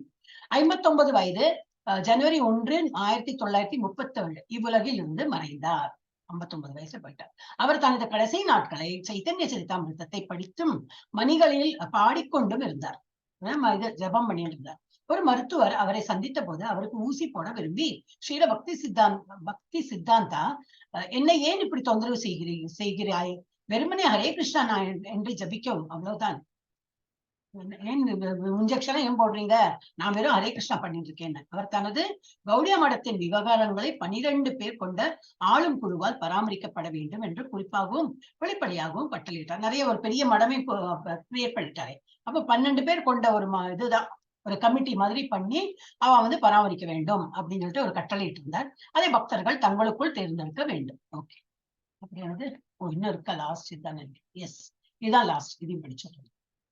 அவருடைய சீடர்களுக்கு அவர் கடைசியாக சொன்ன வார்த்தைகளில் ஒன்று ரூப ரகுநாதரின், தட் இஸ் பகவான் சைத்தன்யரின் சீடர்கள் ஒருவர் ரூப கோஸ்வாமி, ரகுநாத கோஸ்வாமி போதனைகளை எல்லா ஆற்றலுடனும் வளங்களுடனும் பிரசங்கிக்குமாறு அனைவருக்கும் நான் அறிவுறுத்துகிறேன். ஸ்ரீ ரூபா மற்றும் ரகுநாத கோஸ்வாமி 2 பேரும் கசின்ஸ். ரூபா கோஸ்வாமி, ரகுநாத கோஸ்வாமி. எஸ், ரூபா கோஸ்வாமி இல்ல 2 பிரதர்ஸ் தான். ரகுநாத கோஸ்வாமி ஸ்ரீ ரூபா மற்றும் ரகுநாத கோஸ்வாமிகளின் தாமரை பாதங்களின் தூசியாக மாறுவதே நமது இறுதி இலக்கு. அதான் ரூபானுகதாசர் இவெல்லாம். அப்ப நம்ம வந்து எப்படி ரூபா என்ன ஸ்ரீ ரகுநாத இவளோட வந்து தாமரை பாதங்கள் தூசியாக மாறுவதே நமக்கு இறுதி இலக்கு. நீங்கள் அனைவரும் உங்கள் ஆன்மீக குருவின் வழிகாட்டுதலின் கீழ் முழுமையான அறிவு கடவுளின் ஆளுமைக்கு சேவை செய்ய வேண்டும். நீங்கள் எப்படியாவது இந்த மரண உலகில் எந்தவித சண்டையும் இல்லாமல் கடவுளின் சேவைக்காக மட்டுமே வாழ வேண்டும். அனைத்து ஆபத்துகள், அனைத்து விமர்சனங்கள் மற்றும் அனைத்து அசௌகரியங்கள் இருந்த போதிலும் தயவு செய்து கடவுளின் சேவையை கைவிடாதீர்கள். ஏமாற்றம் அடைய வேண்டாம். ஏனென்றால் உலகில் பெரும்பாலான மக்கள் கடவுளின் ஆளுமைக்கு சேவை செய்வதில்லை. உனது சேவையை விட்டுவிடாதே. அதுவே உன்னுடைய எல்லாமும் ஆகும். அல்லது கடவுளின் உன்னதமான புனித நாமத்தை ஜபித்து கேட்கும் செயல்முறையை நிராகரிக்காதே. அதான் ஜபத்துக்கு வந்து இவ்வளவு இம்பார்ட்டன்ஸ் கொடுக்குறாங்க. அதனாலதான் நம்மளும் வந்து இஸ்கான்ல எப்பவுமே சொல்லணும், நிறைய ஜபா பண்ணுங்க. ஜபத்தை வந்து செகண்டரியா வைக்க கூடாது, பாக்கியெல்லாம் செகண்டரியா வச்சுக்கலாம். இது ஜபத்துக்கு கொஞ்சம் இம்பார்ட்டன்ஸ் கொடுங்க. நீங்கள் எப்பொழுதும் மரத்தை போல பொறுமையுடனும் வைக்கோல் போல அடக்கத்துடனும் கடவுளின் திருநாமத்தை உச்சரிக்க வேண்டும். திருநாதபி சுனீச்சன் அந்த பாட்டு வருதே, அதேதான். நல்ல தகுதியும் திறமையும் கொண்ட பணியாளர்கள் உங்களில் பலர் உள்ளனர். எங்களுக்கு வேற எந்த ஆசையும் இல்லை. அதனால நம்ம வந்து எந்த நேரமும் ஜப்பா பண்ணணும். அதுக்கப்புறம் வந்து ரொம்ப இது போல என்னது பொறுமையா இருக்கணும். மரத்தை போல பொறுமையா இருக்கணும். கீழே கிராஸ் அதை போல நம்ம வந்து பணிவாவும் இருக்கணும் அப்படின்னு சொல்லி அது முடிக்கிறார். அப்போ எல்லாரும் ஹரே கிருஷ்ணா மாமத்தை சொல்லி எப்பவுமே நம்ம வந்து ஜபம் பண்ணணும் அப்படின்னு சொல்லிட்டோம். எல்லாரும் ஒரே ஒரு வாட்டி மியூட்லயே ஹரே கிருஷ்ணா சொல்லணும். ஹரே கிருஷ்ணா கிருஷ்ணா கிருஷ்ணா ஹரே ஹரே, ஹரே ராமா ராம ராம ஹரே ஹரே. இன்னைக்கு வந்து இவரோட முடிச்சிட்டோம். டுக் சம் டைம், கொஞ்சம் லேட்டா தான் ஸ்டார்ட் பண்ணி ஒரு நிமிஷம்.